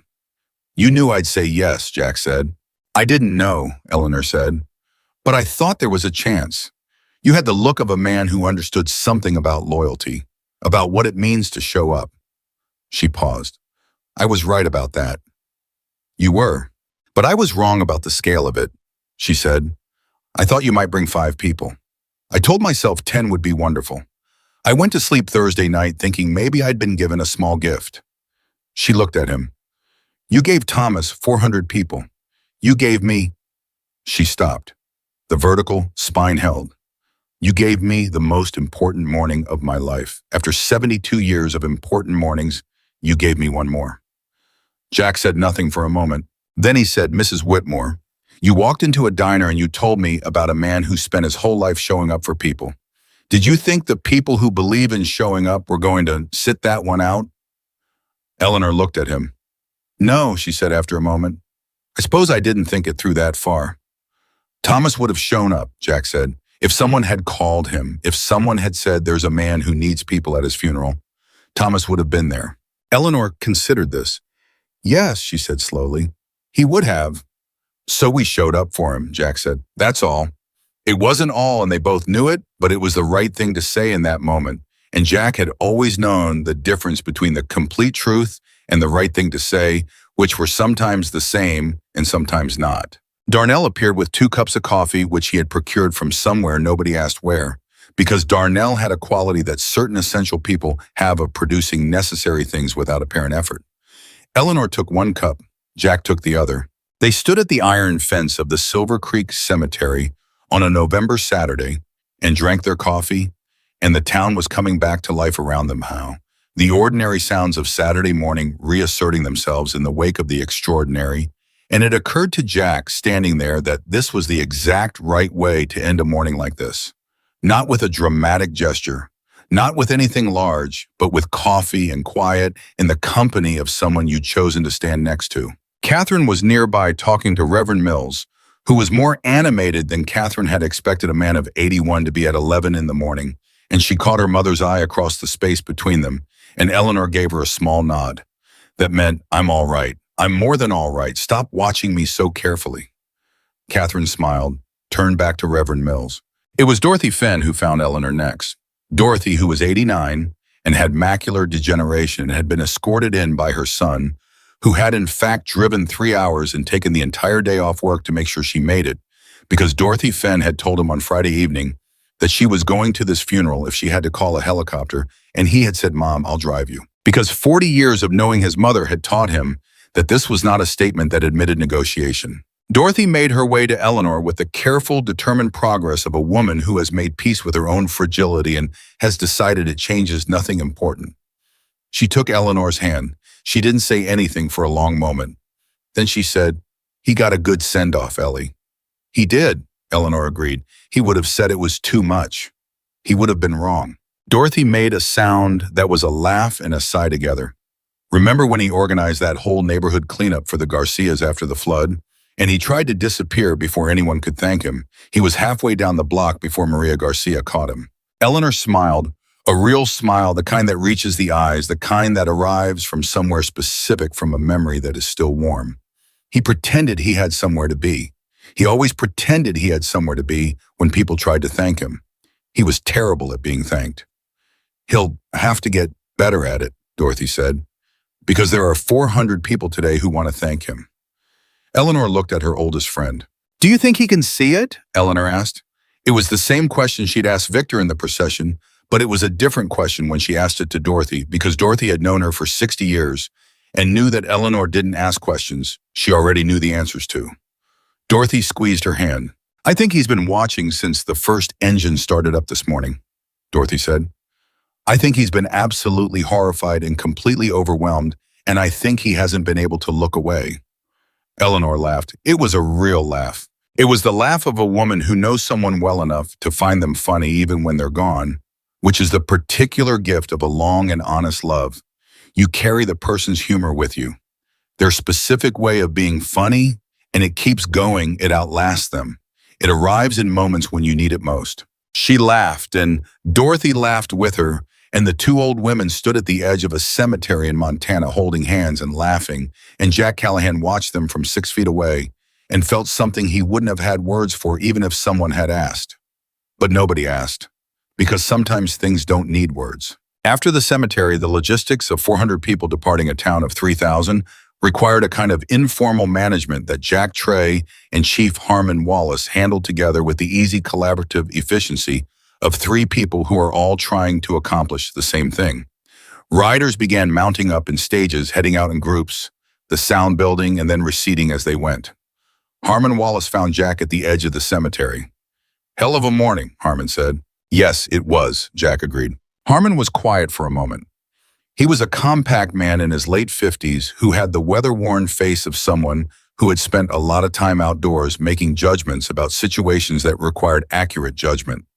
He and Jack had a history that was not entirely uncomplicated, the kind of history that accumulates between a police chief and a motorcycle club president in a small town over 15 years, with all the adjustments and negotiations and occasional confrontations that entails. But this morning had been something different.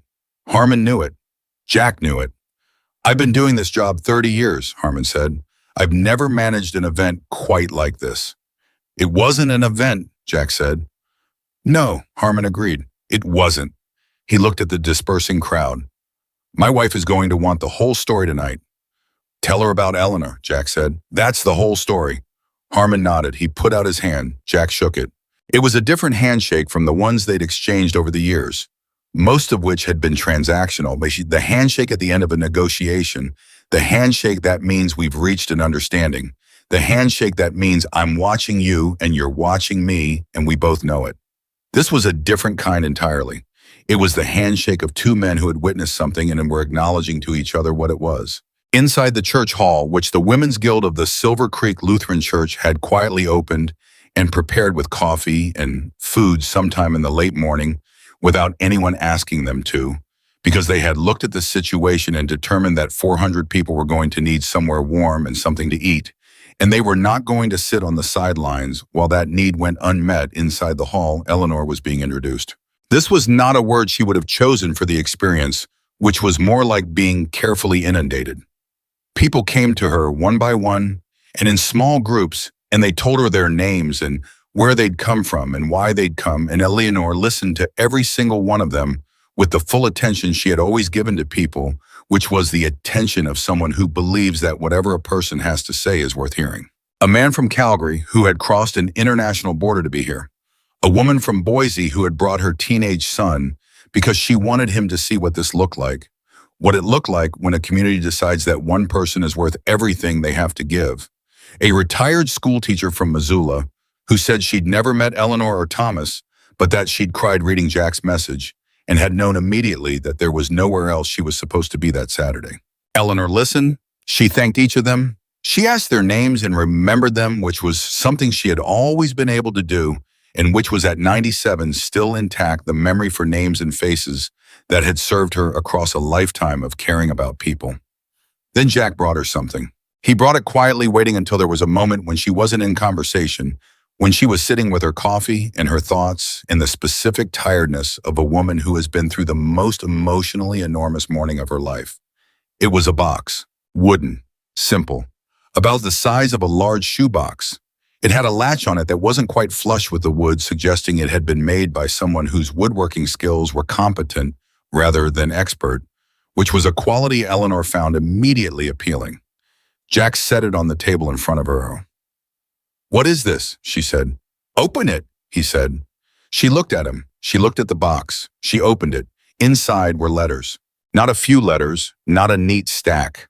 A full box of letters folded and folded again in different ways, some on notebook paper, some on whatever had been available, some clearly written on the road, a gas station receipt on the back of which someone had written 3 careful paragraphs.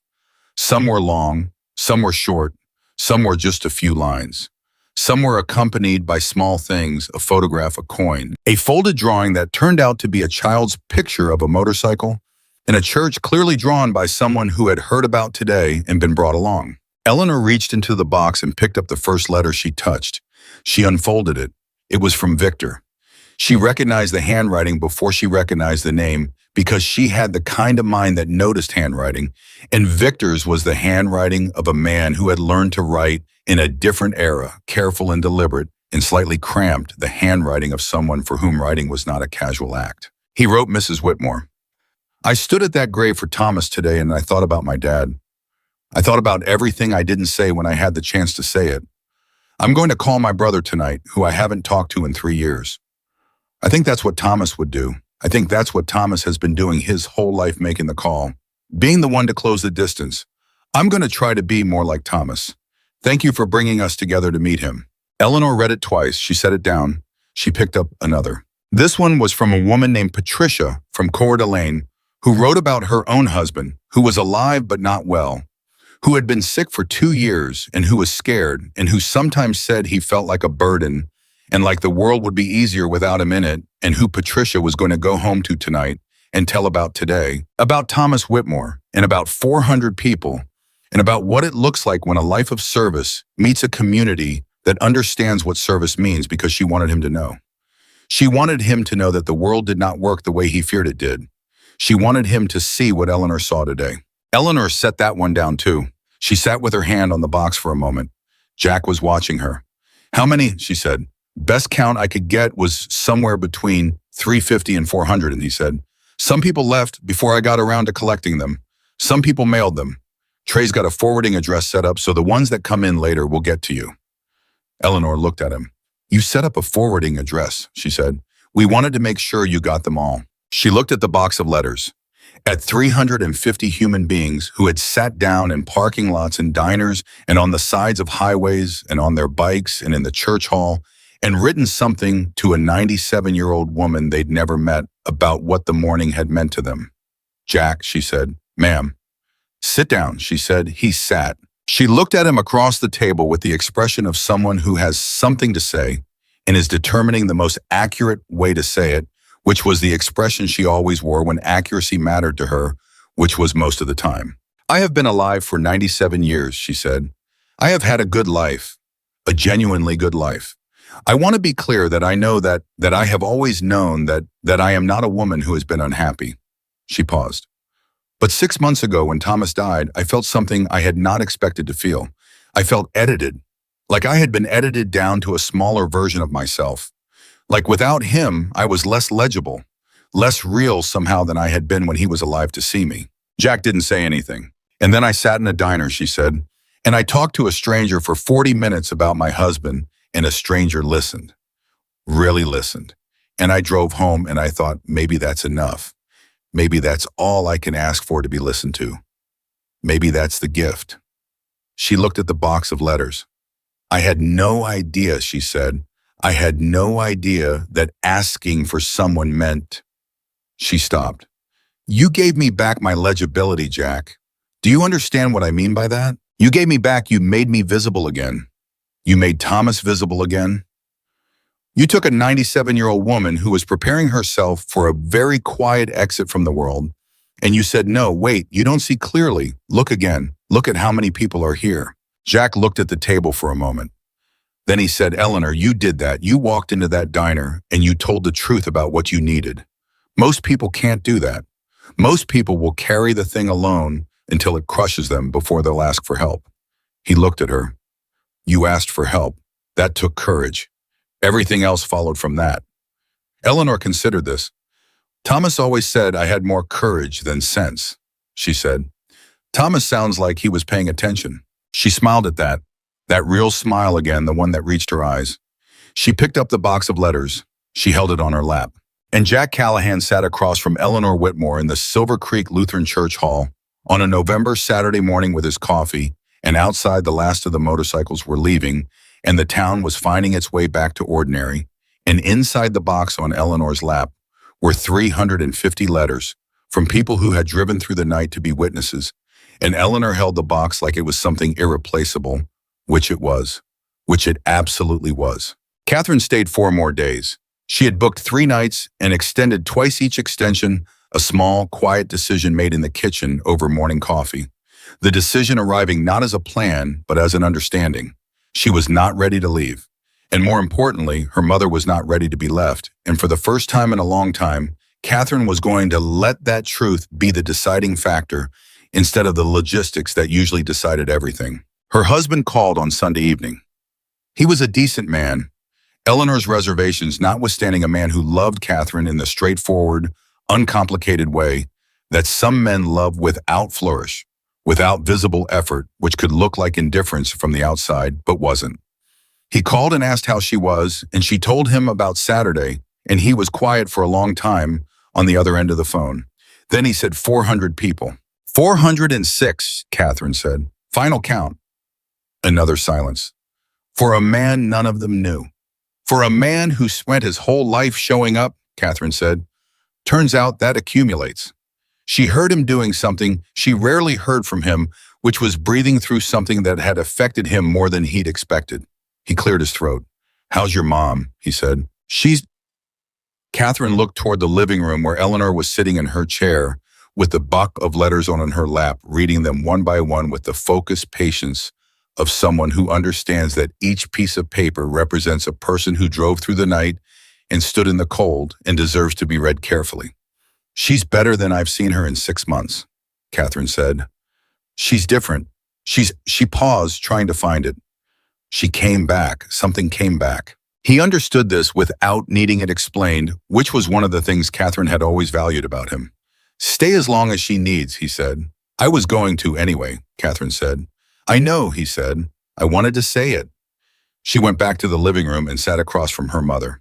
Eleanor was holding a letter and reading it with the same expression she wore when reading something she wanted to remember completely, her lips moving very slightly, just enough to feel the words.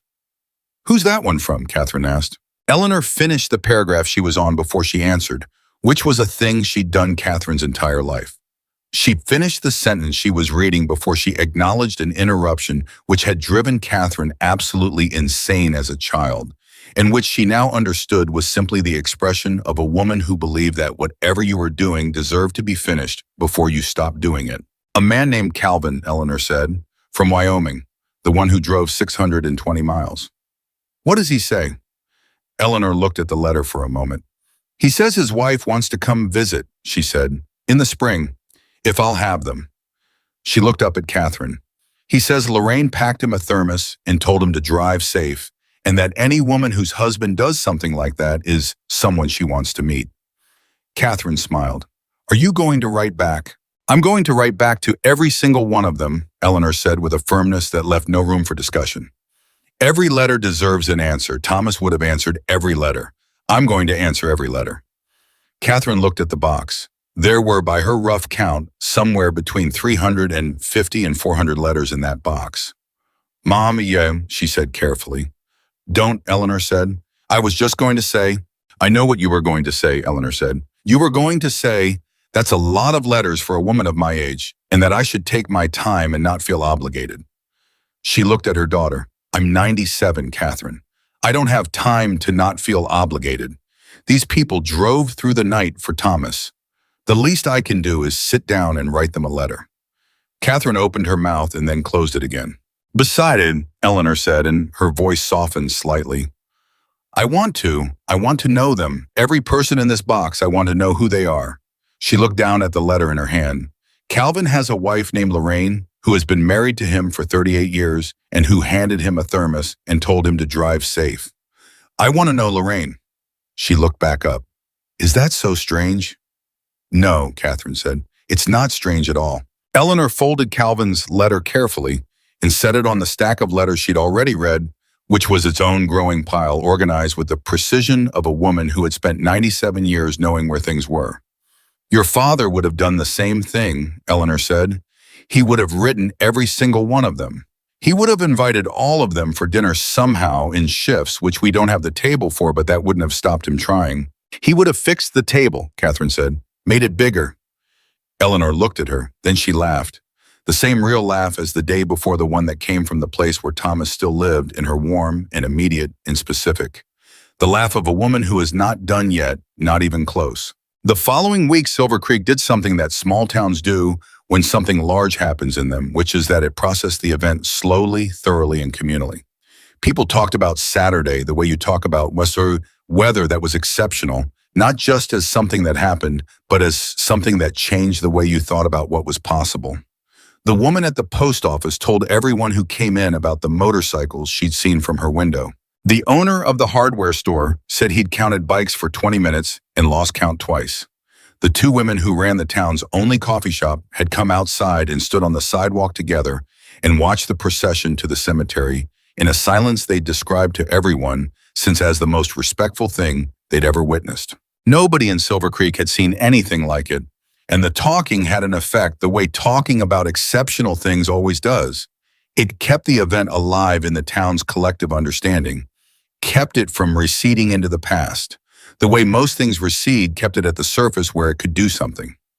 What it did was change the way Silver Creek thought about the people who had come. This was the thing Eleanor didn't know was happening in the weeks after Saturday, because she was inside her house writing letters and receiving visits and being present in her own life in a way she hadn't been for 6 months.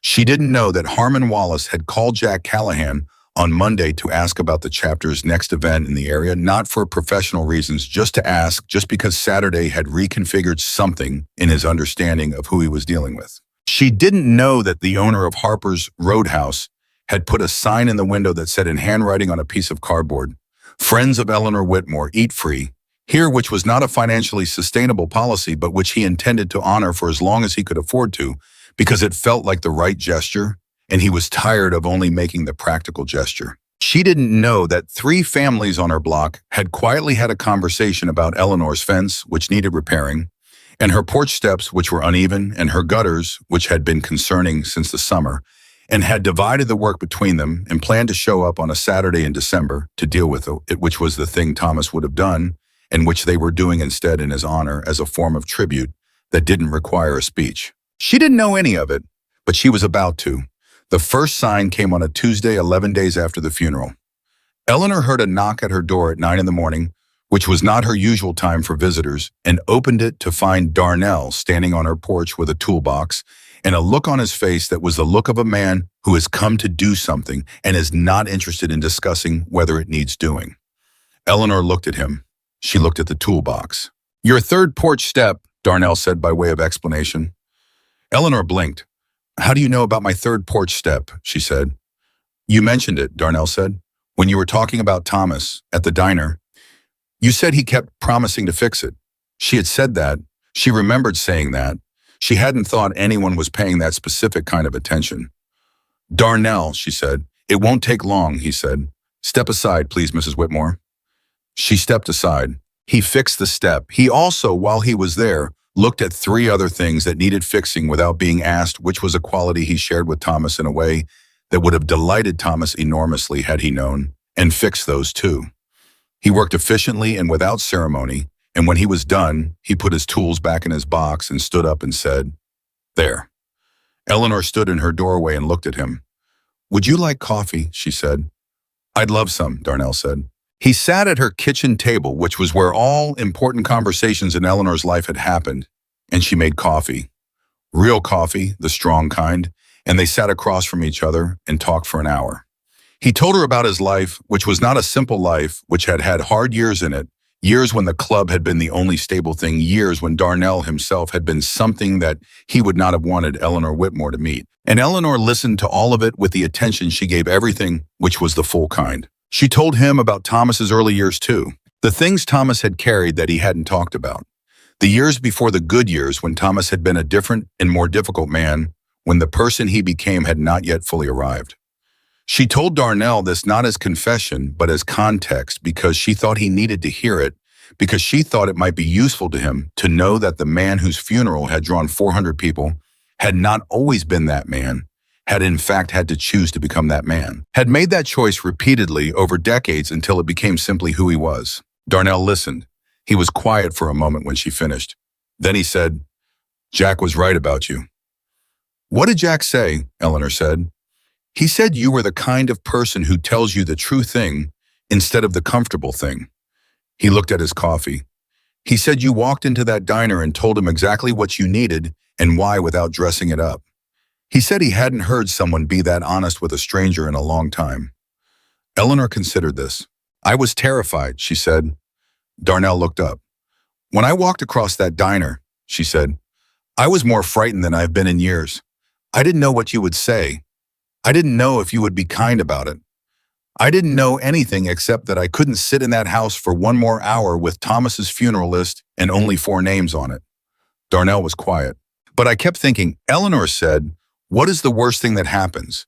You say no, and I go home, and nothing is different from how it was before I asked. And the answer to that is nothing is worse. Nothing is worse from asking. The only direction asking can go is better." She looked at him. "Thomas taught me that. He was the most unself-conscious asker of help I ever knew. He never made asking feel small. He just asked directly, honestly, and let people say yes or no, and never blamed them if they said no." She paused. "I had a harder time with it, but I learned." Darnell nodded slowly. 72 years of learning, he said. 72 years of learning, Eleanor agreed. The knock on Eleanor's door on the Thursday of that same week was different from Darnell's knock, which had been businesslike, the knock of a man with a toolbox and a purpose. This knock was tentative in a way that immediately made Eleanor set down her pen and pay attention, because tentative knocks, in her experience, came from people who needed something and weren't sure how to ask for it, which was a category of people she had strong feelings about. She opened the door. A young woman, 25, maybe 28, with the look of someone who had been driving a long time and had arrived somewhere she hadn't quite been sure she would arrive. She was wearing a jacket with a patch on it that Eleanor recognized. "Mrs. Whitmore," she said. "Yes," Eleanor said. "My name is Jessie," the young woman said. "I was at the funeral. I drove from Boise. I was the one who brought her son. I brought my son. He's 14. I brought him because I wanted him to see what—" She stopped. She had prepared what she was going to say, and it had arranged itself differently in her head than it was coming out now. "I wrote you a letter," she said. "I know," Eleanor said. "I read it." Jessie blinked. "You read it already." "I've read them all," Eleanor said. "Come in." Jessie came in. She sat at the kitchen table, which was becoming a table that held a lot of important conversations. And Eleanor made her tea because Jessie looked like a tea person, which she was, and they sat across from each other. "Why did you come?" Eleanor said. Not unkindly, just directly in the way that Eleanor was direct. Jessie held her mug in both hands. "My son," she said. "He hasn't—" She stopped. Tried again.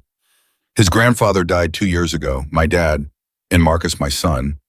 He took it very hard because my dad was—" She stopped again, and Eleanor recognized what she was doing, which was the thing you do when you're trying to describe someone who mattered, when ordinary words feel inadequate to the specific weight of the person you're describing. "My dad was the Thomas of our family," Jessie said finally. "He was the one who fixed things. He was the one who showed up. And when he died, Marcus he lost something, like a fixed point, like the thing he was orienting toward was gone."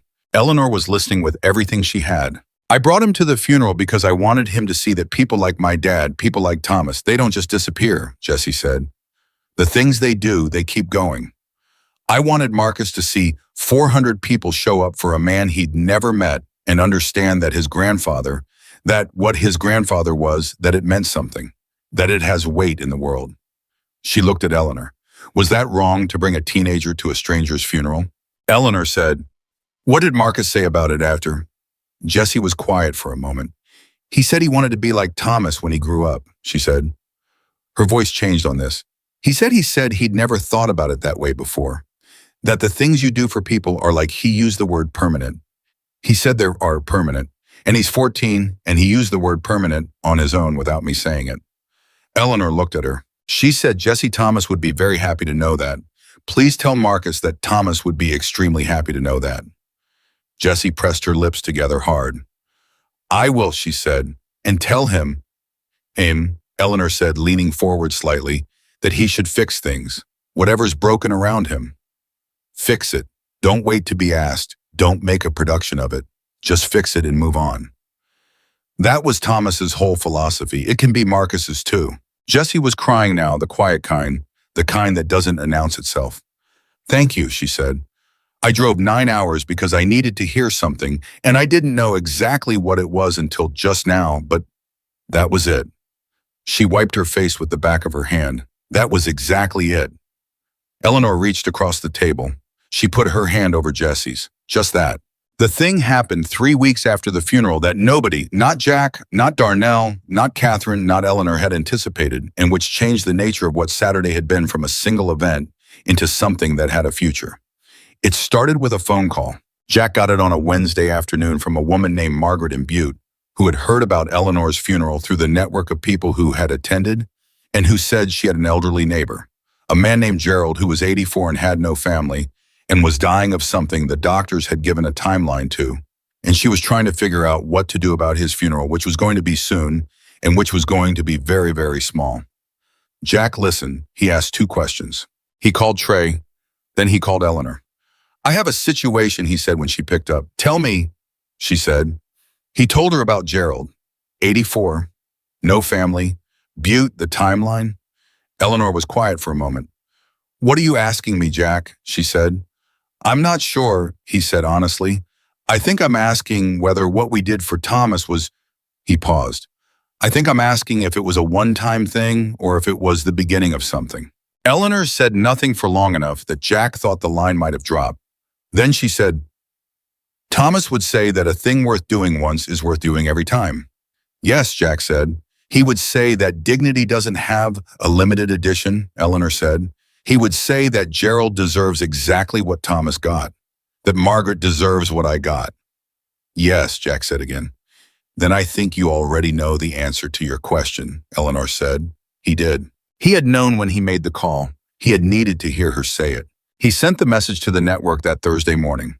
It traveled the same path that Eleanor's message had traveled 6 weeks earlier, through 12 chapter presidents, and down through officers, and through the shared understanding that had mobilized 400 people on a November Saturday. The message was different this time because Gerald's situation was different, because Butte was different, because nothing is ever exactly the same. But the core of it was the same. An 84-year-old man, no family, a funeral coming, someone who needs to know that a life has weight. The replies came back within hours, not 400 this time, more. Because word had traveled about Silver Creek, about Eleanor, about what 400 people showing up for a stranger looked like from the inside and from the outside. And the people who'd been there had told the people who hadn't been there, and the people who hadn't been there had felt something reading those accounts that made them not want to miss the next one. Eleanor didn't go to Gerald's funeral. She was 97 and Butte was 60 miles away, and her hip had opinions about long car rides in December. But she wrote Gerald a letter. She wrote it the night before his funeral, and Jack drove it to Butte and read it at the gravesite at Margaret's request, because Margaret had read it first and said it needed to be read aloud. Eleanor's letter said, Gerald, I didn't know you. I don't know your story, but I know that you were here, and being here is not a small thing. It is, in fact, the largest thing. You took up space in the world, and you affected things around you, and the ripples of that go further than you know and further than I know. I know this because I have spent 97 years watching what people leave behind, and what they leave behind is never nothing. It is always something. It is always more than they thought. You mattered, Gerald. You mattered in ways that have not finished mattering yet. Rest now. You earned it. Eleanor Whitmore, Silver Creek, Montana. Jack read the letter at Gerald's graveside. To a crowd that was not as large as Saturday had been, because nothing would be exactly as large as Saturday, but that was large enough. That was more than Gerald had expected. That was more than nothing by a margin that cannot be calculated, because the difference between no one and someone between empty chairs and full ones, between standing in a room that echoes and standing in a room that breathes. That difference is not measurable. It is simply everything. Margaret, who had made the call to Jack, stood at the graveside and listened to Eleanor's letter and held herself together until the last line. Until rest now, you earned it, and then she didn't hold herself together anymore and didn't try. Back in Silver Creek, Eleanor sat at her kitchen table and didn't know exactly what was happening 60 miles away. But she felt something which she would not have been able to explain to anyone who hadn't spent 97 years developing the specific sensitivity of a woman who pays attention, who had spent a lifetime reading the room, reading people, reading the invisible communication of care between human beings. She felt that something was happening. Something that had started in a diner on a Thursday afternoon when she had crossed a room that felt very wide and asked a stranger for help, and which had not ended on Saturday, and had not ended with the box of letters, and had not ended with Darnell's toolbox, or Jesse's 9-hour drive, or Calvin Webb's forwarding address, and was not going to end in any near future that Eleanor could see. She thought about Thomas. She talked to him the way she always talked to him. She said, "Look what happened. She said you were worried about an empty church. Look." She said, "I don't think this is stepping out anytime soon. And I want you to know that I intend to keep writing letters and opening the door when people knock and making coffee for anyone who sits at this table. And I intend to do all of this for exactly as long as I have, which might be 5 years or might be 5 months, and either way is enough." She said, "I hope you can see Jesse's son. I hope you can see Marcus." She said, "I think you'd like Jack. He's not like you exactly, but there's something in him that recognizes the same things you recognized, the things that matter. The people who need someone. He sees them the way you saw them." She said, "I miss you every minute." She said, "I'm all right." Both things were true. Both things were completely irreducibly true. And Eleanor Whitmore was 97 years old and had been alive long enough to understand that the most important truths always come in pairs, like that held together in the same space, the grief and the okayness, the missing and the continuing, the ending and the beginning, pressed together so tightly you couldn't get a hand between them. Catherine came back at Christmas. She brought her husband, who turned out to get along with Eleanor in a way that genuinely surprised both Catherine and Eleanor, because he was a quiet man, and Eleanor was a woman who noticed things in quiet people that louder people missed. And over the 3 days he sat at her kitchen table, she found several things in him she had not been looking for and was glad to find. He fixed the gutter situation without being asked, which Eleanor registered as meaningful. He did it efficiently and without comment, which she registered as additionally meaningful. On Christmas Eve, Eleanor brought the box of letters to the table after dinner. Not to read them, she'd read them all, had written back to everyone, had sent 347 letters between November and December, written by hand at this table, one per night, or sometimes two, in the careful, deliberate handwriting of a woman who believed that correspondence deserved the same attention as conversation. She brought the box because she wanted it present, because it was in its way a record of what happened when one person asked honestly for what she needed and other people said yes in the most concrete language available, which is showing up, which is putting your body in the place where it's needed, which is getting on a motorcycle at midnight and driving through the dark toward a town you've never been to for a man you've never met, because someone told you he mattered and something in you recognized that as true. Catherine looked into the box. "Have you heard back from any of them?" she said. "The ones you wrote to, many of them," Eleanor said. "Calvin wrote back, 3 pages. Lorraine added a note at the bottom." She paused. "Victor wrote back. He called his brother. They're talking again." Catherine was quiet. "Jesse wrote back," Eleanor said. "Marcus drew me a picture, a motorcycle and a church, and a very small woman with a cane, which I assume is meant to be me, and I think it's the best piece of art I've ever received." Catherine's husband, at the end of the table, was doing something with his face that he was trying not to show. Eleanor saw it and chose not to comment, which was a form of respect. "The woman from Boise," Eleanor continued, "the one who came to show her son. She told me her father's name. His name was Raymond. She said she'd never told anyone outside the family what he was, like the details of it, the specific things. She said she told me because I asked and because she trusted me with it." Eleanor paused. "I wrote back and told her about Thomas, the specific things, the newspaper from back to front, the dancing in the kitchen, the last piece of pie." She looked at her daughter. She wrote back and said it made her father feel real to her again. Present. She said hearing about Thomas made Raymond feel real. The kitchen was quiet, the specific quiet of a room where something true has just been said, and everyone in it is holding it carefully.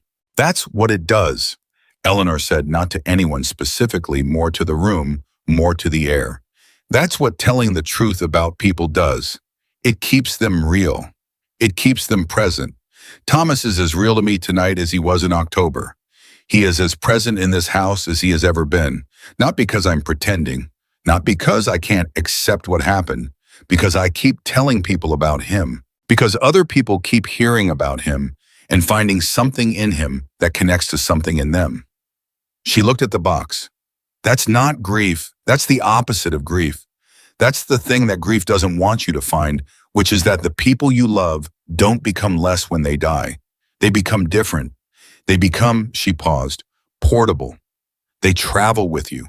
They travel through the people who know about them to the people who only heard about them. And that movement doesn't stop. She put her hand on the box. Thomas is in this box, she said. He's in Gerald's graveside and in Marcus's drawing and in Victor's phone call to his brother. He is in every single repair that gets made because someone was paying attention to what Thomas was, what that kind of life looks like, what it produces. She looked at her daughter. He is not in that cemetery. He is everywhere that someone heard his name and felt something. Catherine's eyes were full. Her husband had given up trying to manage his face. Eleanor looked at them both. Don't cry, she said, with the firmness of a woman who has said this to people her whole life and has never once successfully stopped them crying, but who maintains the position as a matter of principle. This is a good thing. This is a completely good thing. I am 97 years old, and I am telling you that this is the best version of how this goes. This is the best possible ending to a love story of 72 years. She paused. Thomas got 400 people. He got a letter read at a stranger's grave. He got a 14-year-old boy who wants to be like him. He got a man in Spokane calling his brother. She straightened her spine. That is not an ending. That is a man who is still working. It was January when Jack came by again. He knocked on the third porch step, which did not give under his weight the way it had before, because Darnell had fixed it. Eleanor opened the door. Jack was holding something. A small piece of wood rectangular, about the size of a license plate, smooth with the text, burned into it in clean, even letters. He'd made it himself, he said, when she asked, which she did immediately. He'd spent 3 evenings on it. He handed it to her. She read it. She read it twice. She looked up at him. Where did you get this? She said, meaning the words, meaning who wrote this. You did, he said, at the diner, when you told me about Thomas. She looked at it again. The wood said he never made helping feel like a favor. He just helped. Eleanor stood in her doorway with the piece of wood in her hands and the November air on her face, which was actually January air, cold and clear and completely honest, the way Montana air is always completely honest. She thought about Thomas.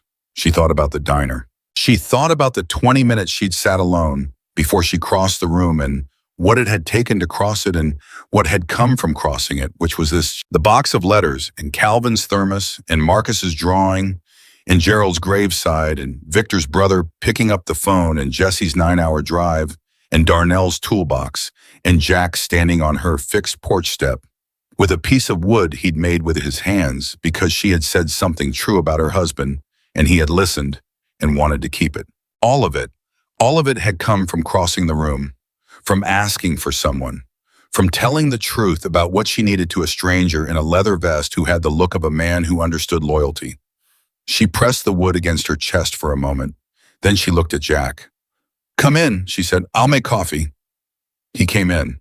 And in the kitchen of the house where Eleanor Whitmore had lived for 51 years, at the table where everything important had happened, they sat across from each other and drank their coffee, and outside Silver Creek went about its January business, ordinary and cold and real. And on the mantel in the living room, Thomas's photograph looked out at the room the way it always did, steady and warm and entirely present. And Eleanor Whitmore was 97 years old and she was not done. Not even slightly, not even close. She had letters to write. She had people to answer. She had a door to open every time someone knocked on it, which was more often now than it had ever been. And she intended to open it every single time for exactly as long as she had, because Thomas had spent 90 years teaching her what a life looked like when it was being lived correctly and she was not going to waste a lesson. You show up, you cross the room. You tell the truth about what you need and what you love and who you lost. You answer every letter. You open every door. And you trust because the evidence is overwhelming, because 400 people drove through the night and stood in the cold for a man they had never met, because the world contains more goodness than loneliness. Even when loneliness is all you can see, you trust that when you ask for someone, the someone will come. Eleanor Whitmore asked for someone, and the world sent 400.